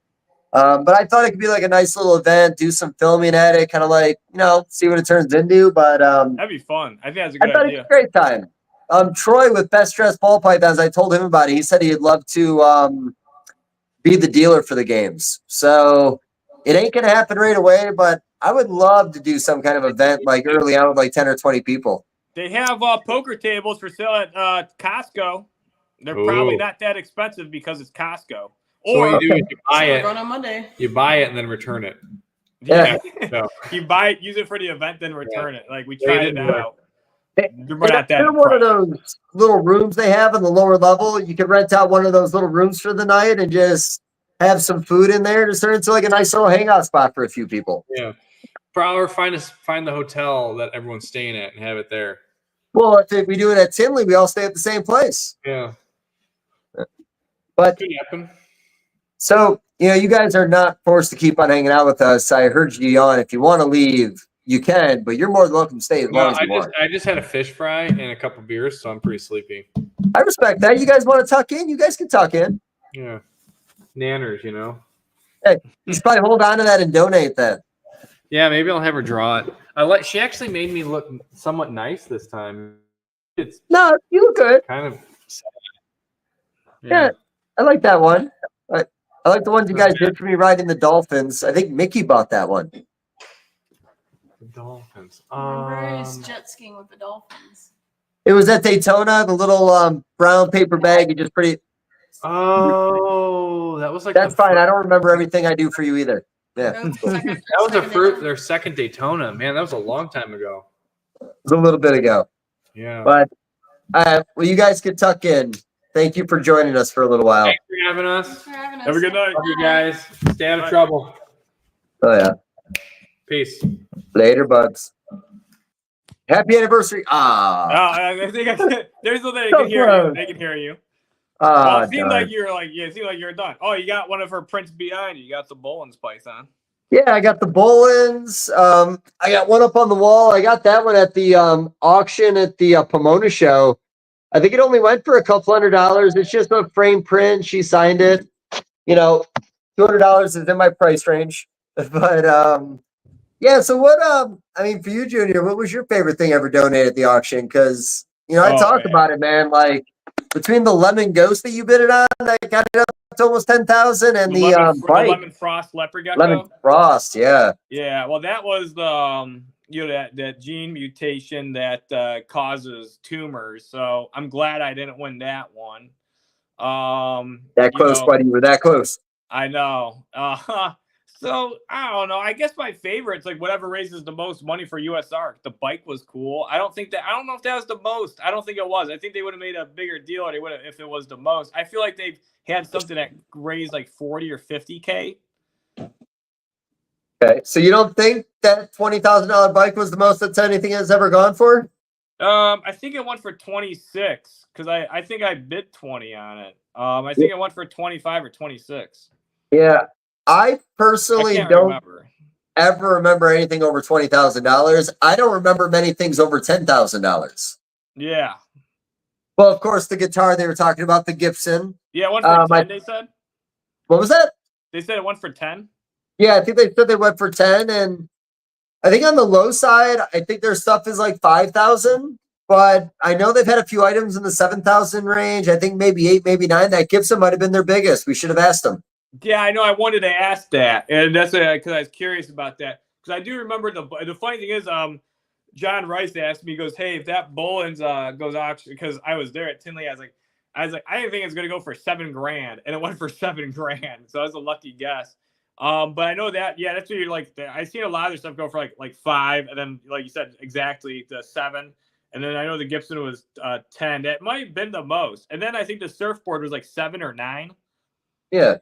That was at the Schaumburg show. Yeah, I mean, they have the most consistency for high amounts, though. They don't have, nobody else is donating anything close that goes for that consistent high amount range. No, and if you add up what they did on the sandwiches, I mean, that was almost a $14,000 donation that year, or that night by them. Yeah, that's pretty crazy. That's a lot. Good for them. Very nice. I'll be honest, I'm a little jealous. I got to step up my game and figure out something that's worth more. Like it'd be, I think it's a nice little flex to be able to say how much you can donate every year. You know what I mean? Well, yeah, it doesn't really come up. Like I guess try to do something like I do. Just like auction a snake and then take it to the casino and gamble. I thought that was pretty good. I'm doing it again. I'm going to do it again probably in like a few months. Yeah, I got a little psyched out before this Tinley, but after Darian made the comment about starting the shipping company and everybody was all uproar about it, I wanted to turn him into a sex doll and donate that to the auction. But yeah, you got to be careful with weird stuff like that. You never really know if anyone's going to be into it. But I figure if anybody wanted to fuck Darian after coming out with a shipping company, they could just buy the doll. But I chickened out last minute, man. I don't know. Darian's a pretty good sport, and he does find his stuff funny. But I don't know. It feels like you're almost trying to get banned from MorphMarket. Talking about the Michael Jackson memes and now a blow-up doll. Well, no, and it would have been better than a blow-up doll. But here's the thing. So I did let Darian know I wanted to do that. I don't want to just be an asshole. Like, yeah. I don't mind making people the butt of a joke. To the sex doll version, this is a reptile podcast. I guess this is reptile market related. So, all right. What did he say to the sex doll? Well, he said it was okay. He approved it. And then I'll be honest, I even hit up Potter to make sure Potter was cool with it. Potter should be fine. I mean, if he wasn't, I'm like, that's crazy that somebody else is fine with something but Potter isn't. I think, here's the thing. We're all a bunch of weirdos. We all enjoy the weird things at the auctions. But, even in Daytona, seeing the new lawyers that are representing USARK. Yeah. You don't want to make us look like crazy people. And we all know that I'm one of the crazier ones. So you got a 2 out of 10 on Joe from Fear to Fascinations interview. You got a 2 out of 10. Oh, what interview? You did an interview and like they asked you about the weird scale. And you're like, I'm not that weird. Oh, I'm sorry. Like, yeah. He said it's only 2 out of 10. I was like, if you're a 2, what the fuck is a 10? Well, the problem is, like, first off, love that little interview. Love that guy. Love them both, to be honest with you. I can joke around and say I'm weird, but I don't really think I'm weird, if that makes sense. Like, I just think that I'm clever, but most of the things that I say that are clever have a penis in it. So, there's kind of like this balancing act. Okay. Does that make sense? Oh, I think but you said the thing is like you don't want to like make a bad impression of the lawyers. Those lawyers they're animal people. That's the thing. I was like, USARK is be getting more donations and becoming like stronger and stronger organization. But man, the one time I was like I don't gamble much. But one time I was playing blackjack and there was this lawyer and I was younger. This was probably like 10 years ago. So I was like 27. This guy next to me at the time is probably 40. And then he's asking what I did. And I told him, and he was like, yeah, I do. He is a lawyer. I was like, what do you do? He goes, mostly like corporate litigations. I was like, all right. And so in like a few hours of playing, he's like, man, I want to stay like, he goes, you know where I can get some blow? I'm like, cocaine? He's like, yeah. I was like, why would I know that? And so I feel like most lawyers are like, I don't know. I was like, this guy's like a walking cliche. He's a lawyer. He's gambling out at night. He's asking for like, cocaine. And he was actually out there on business because, this was actually local. This was Cleveland. And anyway, so this friggin' guy was actually out on business, out on work, and he was like, I guess had a few, like at least one night where he is free, or 2 nights, I'd imagine. That you'd think you'd want to recover. But yeah, this was at like 3 a.m. Yeah. I don't know much about the drug because I've only ever done it one time for my birthday. I didn't really think much of it, and to be honest with you, I know a lot of people that seem to function well on it, so I really don't even understand it. Yeah, I think it's probably not good for you. I know it, like, I think it's what were they, like CAT scans? Yeah, people's brains that were, they're probably chronic users. Their brains didn't look too good. Yeah. My brain function is already like probably not the best due to my insane sleep schedule. So I was like, I'd stay away from any of those. Even caffeine, I limit. I thought about giving up caffeine. I just don't know if I can do it. Really? Everybody says that. I feel like I don't drink caffeine, and you just get like, it's just part of your life. You just get up and you start doing shit. Yeah, there's a very big difference in my work if I have a Red Bull or don't have a Red Bull. If I have a Red Bull, goddamn, it looks like I'm getting things done. When I don't, I get stuff done, but it's not nearly as much. Stay on the Red Bull then. What about like, what if you get just do something that like or look for something that makes you angry? Would that work? Like, this just really fucking pissed me off, and so now I'm motivated. How about that? I don't know if that's how I get motivated. Okay. I don't think that works for me, man. Oh, you want to let's see. What do you want to review, buddy? Review? Well, where do you want to go with this? I don't think Chad's stopping in. I was hoping we were getting a little Chad tonight. I don't think Chad's stopping in either. We could review reptile shows. Well, yeah, we're talking about the shows. So here's the thing: you never used to do as much traveling as you did. Now you're going everywhere. Now I do a bunch now. It's a lot. All right. Have you run into any issues with like flying with the animals? No, you would think I would, especially with because I have so many animals. We're working on taking care of stuff up to the last minute. Like even like my beaded lizards. Usually, the funny thing is, I always save them till last, and so I mess with them. And sometimes, like, I mean, I've never really almost ever gotten bitten, but if I was to get bitten, that would suck right before a show. I even think I was like, if I get bit, I was like, I'm still just gonna go, of course. But anyway, I'm responsible, so I don't get bit, and. But yeah, it's a lot of care, in preparation. But what I'm taught, well, the reason I was mentioning that is because I do a bunch of work up until we leave. And there's been probably 5 or 6 times where if we were like 20 minutes later, we wouldn't have made the flight. But all my animals have always been on time. I had some that arrived 3 hours late, but I usually have enough wiggle room where it's like, doesn't really do anything. Never had any issues. Never had, a DOA or anything like that. Never had an animal like injured or hurt or dead, like upon shipping, to these shows. So yeah, I think I was at like Daytona. Well, I know it was Daytona years ago, and I went to this guy's table and it was empty. And I'm sure I made a joke because I'm an idiot. And he's all like, "My box of chameleons are lost, and I have no idea where they are now." He shipped them all in, and I was like, "Fuck!" And then I was like, "Are they giving you any response?" And he's like, "No, I don't think they're gonna find this box." Do you know if he shipped it FedEx? I don't know how he did that, man. That was like a random conversation. It could have been a decade ago for all I know, but it always stuck out of me because it was so fucking sad. Well, like when I ship, like I have it's right over here. This box is big. Yeah, you got that on Uline, right? Yeah, it's Uline. It's the biggest one. So like they can't like really lose it. Like you'd have to be like a total clown. It'd have to be a whole clown show over there for them to lose that. And so yeah, it's like I think the insulation on it is 2 inches thick. I put gel packs in there. Since it's a little cooler right now, I use the 60 hour. I'll tell you this. The one time I had to ship one FedEx, I didn't ship it cargo. And it was, I went to Seattle and I was coming back from Seattle. So it went from Seattle to actually Memphis, which I don't like usually going through Memphis, but I don't really have a say in it. Usually my stuff goes through Indy, but it went through Memphis. and I had it packed well with 60-hour heat packs and gel packs, 2-inch ply, and it got stuck in Memphis for a whole extra day. So it was sitting there for over 24 hours, and it was like 27 degrees. And I didn't even I wasn't even concerned because I had cryo packs, I had gel packs, and I know that there's indoors, at least in a facility.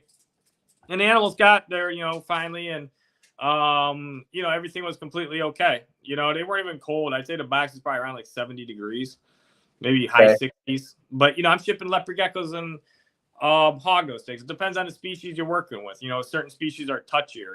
Plains hognose snakes are like, very tolerant to shipping conditions. If the temperature gets low, it doesn't affect them. They just go into basically a short period state of brumation. Their metabolic rate just drops really low, which is natural, especially where they come from.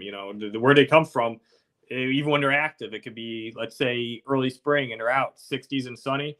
That night low might be 30 degrees and it might be 30 degrees the next day, but they bury down in the soil. It's in the 40s there, or 50s, and they're okay. So anyway, never really run into problems with shipping. I know you travel and you're like pretty much always driving. So that's nice. Cause then you're always there with your animals. I do prefer to drive, but if I worked with a species that was smaller, that even high-end animals displayed well in deli cups, it'd be a lot easier. But I had have you ever met Brandon Nixon? No. Nice guy. I knew him through his photography back in the day with some boa constrictor stuff, and we talked ball pythons barely, but a little bit when we see each other. But we were talking a lot about show table presentation, and I was kind of talking the reason why we use deli cups and the reason why we put animals in displays. And when I'm looking for an investment ball python, I don't look at deli cups on people's tables. I look at display cases only. And I've noticed too, when I put low end in a display case, a lot of times they don't sell very well. But at the same show, I can take that animal out, put it in a deli cup, and it does fine in the deli cup section because the deli cups don't scare people away like the display cases do when people are shopping for pets. So I've always had a system of that. And, he brought up hognose, how you see high-end hognose in deli cups, but in your part of the community, that's kind of the standard where everybody just always expects to see them in deli cups. So it's always a mix of high-end and low-end. But, I'm doing shows. I always think a lot about that kind of stuff. And I do think that little detail and presentation goes a long way on the customer base. Yeah, I got to do, he's been working on it for not even quite a year yet. Maybe it's been a year. The Tamura Designs display case for, it has deli cup holders. So it's still deli cups. So even my display for my friggin' hog is still deli cups. Are you traveling with that new display though? I do. Yeah, I have 2 of them, but I generally, only take one to the show. Anaheim, it's Pomona. I took 2. And Anaheim, I took 2 also. But I found out I don't really need to take 2, so mainly I'm just going to be taking 1 per show. But they're nice. They light up. They have fans in them, so you can actually get air circulation actually in your enclosed deli cup display. So if they start to fog up or there's condensation, pulls it all out of it, and then there's lights inside it. They're very nice. Who built those for you? Dale from Tamura Designs. He's in California. He's in Inglewood. I've actually been to his place. I've met him. And I've been friends with him. I don't see him regularly. I've hung out with him a couple times. I met him a little over 2 years ago. So I was actually going to get deli cup displays a year before he started building his, and I just procrastinated and never did. And so then when he started building his, I eventually hit him up, and I'm like, yeah, I gotta get him from him, especially because I could just hand pick them up from him, when I'm out that way. And and I know him personally. He's a friend. And he's mainly a friend of a friend. I like him, but he's, friends with Joe Kovac, who he met from Kovac Reptiles. Yeah, I know Joe. He messages me now and again. I suggested a couple books for him. Cool. Lizard King and Lost World. I think he said he loved Lizard King. I don't think he's reviewed if he liked Lost World yet. Oh, I bet he'd like Lizard King. That sounds like Joe. Yeah, but yeah. No. The Tamura Designs guy, he does all kinds of other custom stuff. So you could ask him to do a bunch of acrylic projects, and he's always got some pretty interesting stuff. I like this facility a lot. He has a lot of cool art in there. That's really neat. I always wanted to try to think of like a nice display case that could be flat packed for these trips, so you could do more flying and so on and so forth. They had that European model for a while there. Wilbanks had his whole table covered of in Tinley, but it's like sheet metal that all kind of like puzzles together, and then they just put the deli cups on top, and it's got the glass and the lights, but it all goes into a nice compact little container. Somebody's asking what our signs say, so I'm showing mine closer. I've got boas for sale. I actually have boas for sale. It's those are actually really boas for sale, and mine is really serious too, because I will sell you a hog nose for $1 million if you'd like.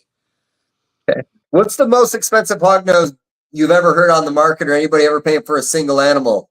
Leucistic male, $25,000. Okay.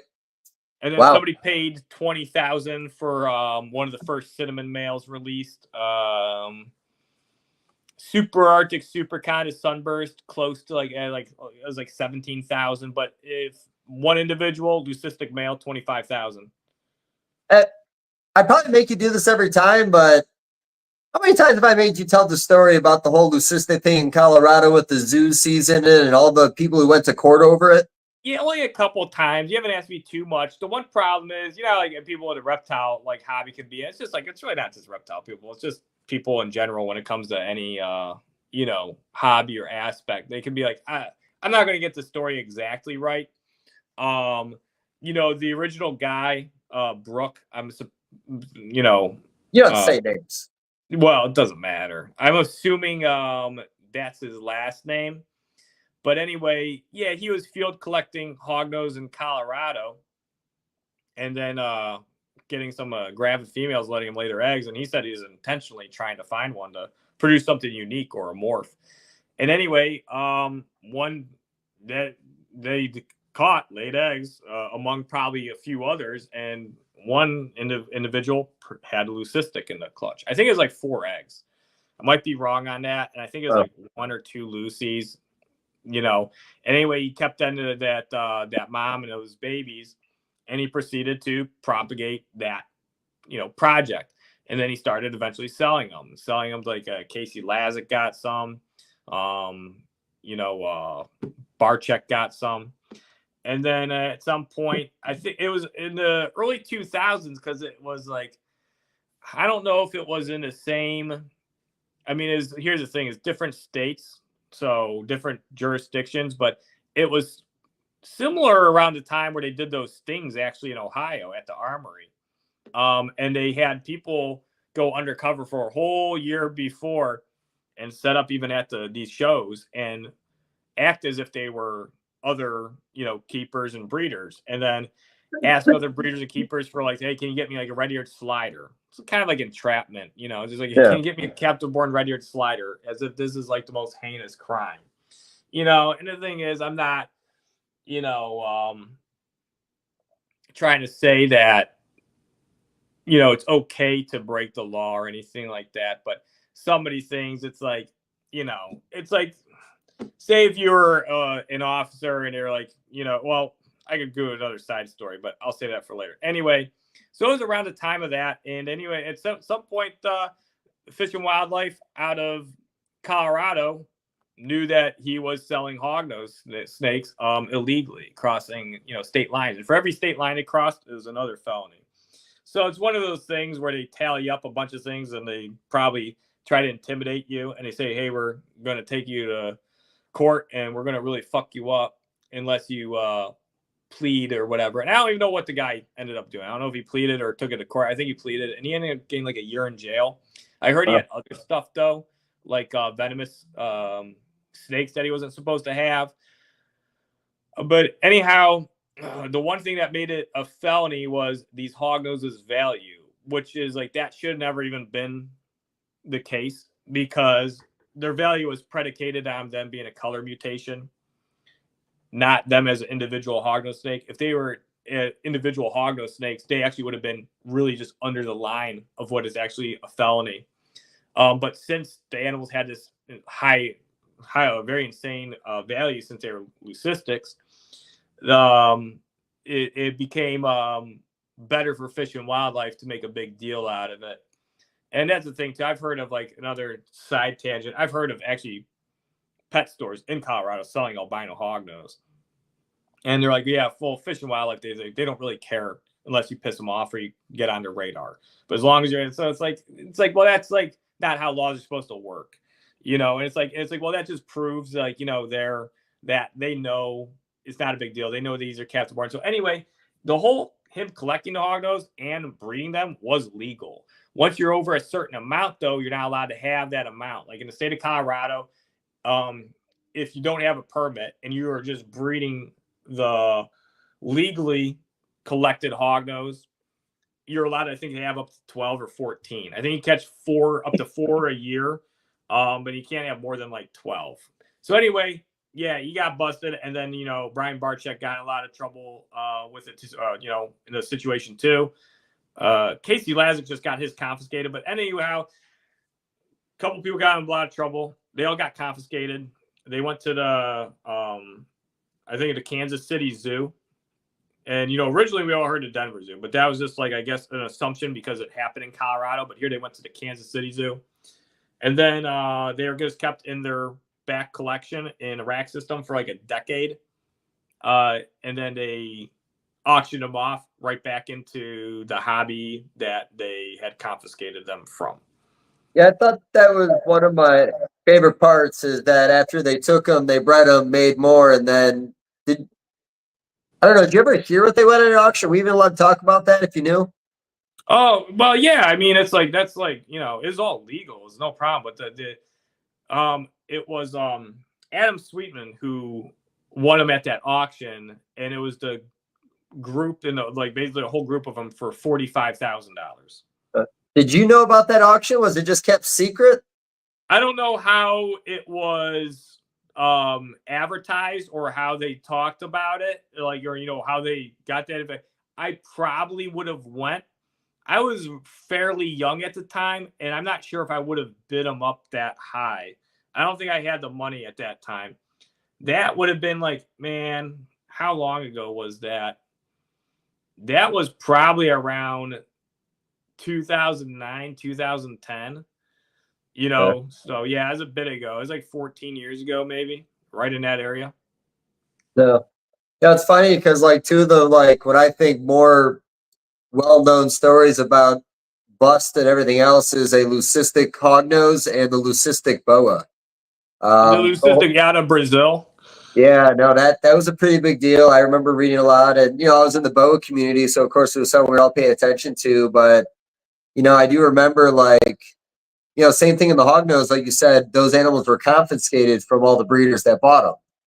And the same thing they thought was going to maybe happen with the boa thing, where people who bought fire boas for years thought their animals were going to get taken from them if it all blew up. Now, I think in the end, there might have been a few animals that had to be sent back down to South America. But that was the probably second biggest story, if not the biggest story I've ever heard. I'm like, something like that, if that makes sense. Yeah. What was the story? Do you know how they got smuggled? Well, here's the thing, I do, but I just don't know if it's public knowledge. Okay. I know boa guys joke around about it, but I do know that the reason it was even noticed in the first place is years ago, there was this video of a leucistic boa that floated around, and it was in like a lab in Brazil. And everyone was in like gloves, masks, so on and so forth. From what I could remember, beautiful animal. I believe that zoo that put up that video got audited, and they asked where that animal was. And when that animal was not found, I think there was a connection they made with Jeremy Stone, maybe a picture of them in the office together or something silly. And I do think that Jeremy was posting videos on YouTube quite a bit of that animal. I think it just overlapped, and that's how the whole thing got started. I think that's... So the zoo was in on it then? Well, the zoo, I believe, had sold it to him, and he had brought it back. In on it. They were in on it. But I remember... They helped. The zoo smuggled it, actually. So they had the boa conference at Daytona way back in the day, like around the time that we had already seen this animal, but nobody ever really heard about it after that video. And I remember at the like symposium, whatever you want to call it, all the big boa guys were up there, and somebody made the joke about who had the leucistic, and they all kind of started like, "Oh, well, he has it kind of thing." I don't know. I don't want to get into details. That's funny. But you ever have any other big stories like that? I mean, there's always something, but like you said, it's just always turtle related. It's always turtle, guys. There's stuff confiscated at the Tinley show. Yeah, last The couple they've come out. The scorpion. Yeah. Here's the funny thing is though, it's like, well, if you're confiscating they're illegal, why isn't the person getting arrested? And it's like because the scorpions actually weren't illegal. It was actually I don't because you might not want to be talked about, but I talked to him about it, and he goes, I showed him the invoice where I bought them from, and I showed him online and what their like how they hold and posture their bodies and the shape of their claws. And he goes, you could tell that they're not the native species. Yeah. And which I was like, I didn't know that Illinois even had scorpions. I'm like, what? Illinois has, I guess, in the southern tip, you know. Anyway, like who the fuck would want to? So anyway, when he told him that, the officer just, I guess, responded with, I just know chickens and ducks, and this is what I'm basically doing. I'm confiscating these, meaning like this guy's only in like the waterfowl and I don't know, or chicken's USDA, so that's weird. Like, I mean, waterfowl's ducks. I don't even think this guy's even like, because he said chicken. That's what he said verbatim. He said he only knows chicken and ducks. Chickens are the jurisdiction for that is USDA. But anyhow, yeah. So he had the scorpions taken. I seen some turtles. Always turtles. Actually, I've seen hognose confiscated there. They never asked me, but you know they have people I guarantee go undercover. And they just see who has permits and you know who's doing things right, and they don't really interact with those people. Every now and then they probably have an undercover person try to get me to sell them a hognose without a permit. But I'm like, I'm not selling you a hognose without your friggin' permit. So, you know, anyway, so I've never had any issues there. The officers there seem pretty okay. I know, you know, the head DNR guy, not real well, but I talked to him, Scott Ballard, and he's like, you know, I think he's, you know, fair if you talk to him. But no, I haven't heard of any big confiscation stories. Like, you know, the one thing is like, I remember there was an article released after the bust in Columbus. And, you know, I was like around 14 years old around this time. And may have even been 13, but I think it's 14. And somebody published an article. And I remember it made me very mad. And it was about this underground, like, you know, reptile like shows and stuff. And there's black market animals. And they say that there's like, you know, a lot of these keepers really idolize these black market animals and these species that you're not allowed to have. And I thought that was the biggest load of shit because it's like, no, like, you know, these people are really passionate about this. They care about, you know, interesting and cool species, you know, and it doesn't have to necessarily be like, oh, this is severely endangered, so now it's cool. It's not how it works. And so I remember even when I was like 14, I was so mad reading it. But you know, I feel like that's like just like an assumption made from somebody's standpoint that doesn't even understand anything they're talking about when it comes to herpetoculture. Because like, you know, you could show me something and just because it's rare doesn't mean that, you know, it's cool. I mean, the animal's cool in its own right.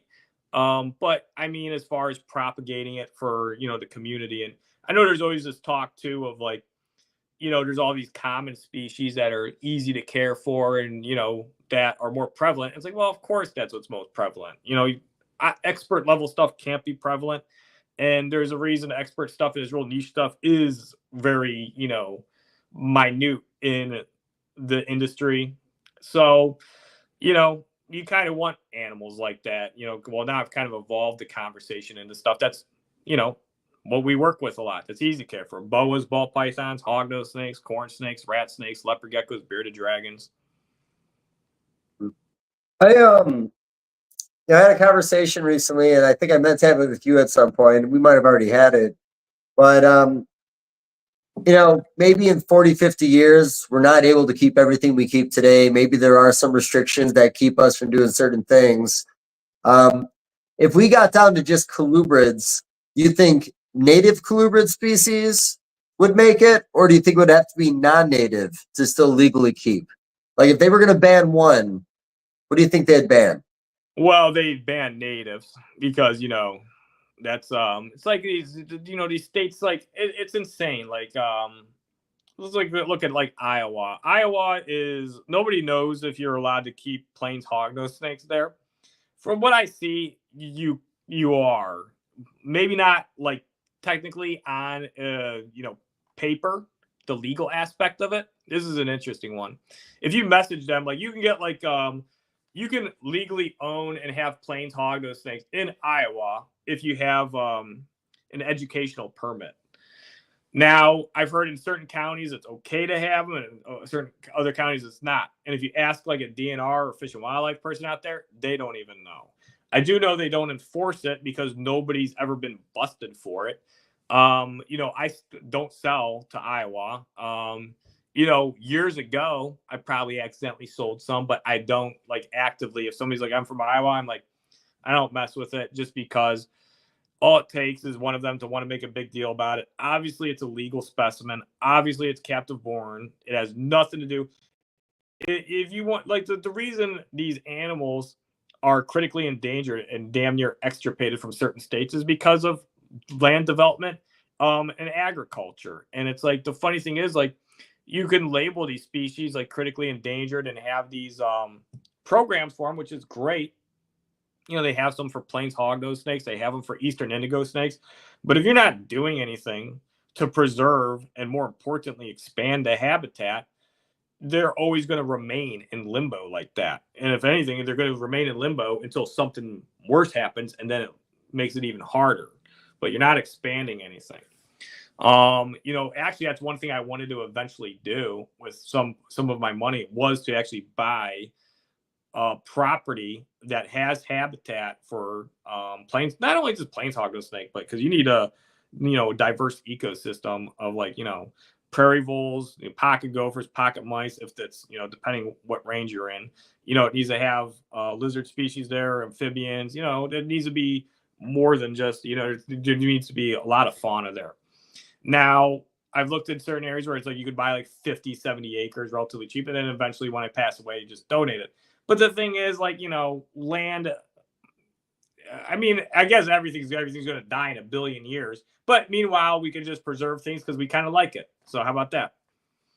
Yeah, and Mark Twain, where I live, in Missouri, I want to say this doctor bought 100,000 acres right in the middle, kind of where I'm at right now. There used to be heavy farmland, and it's all growing back in now. They're just letting it run wild. When we first got here, it was really flat in some areas.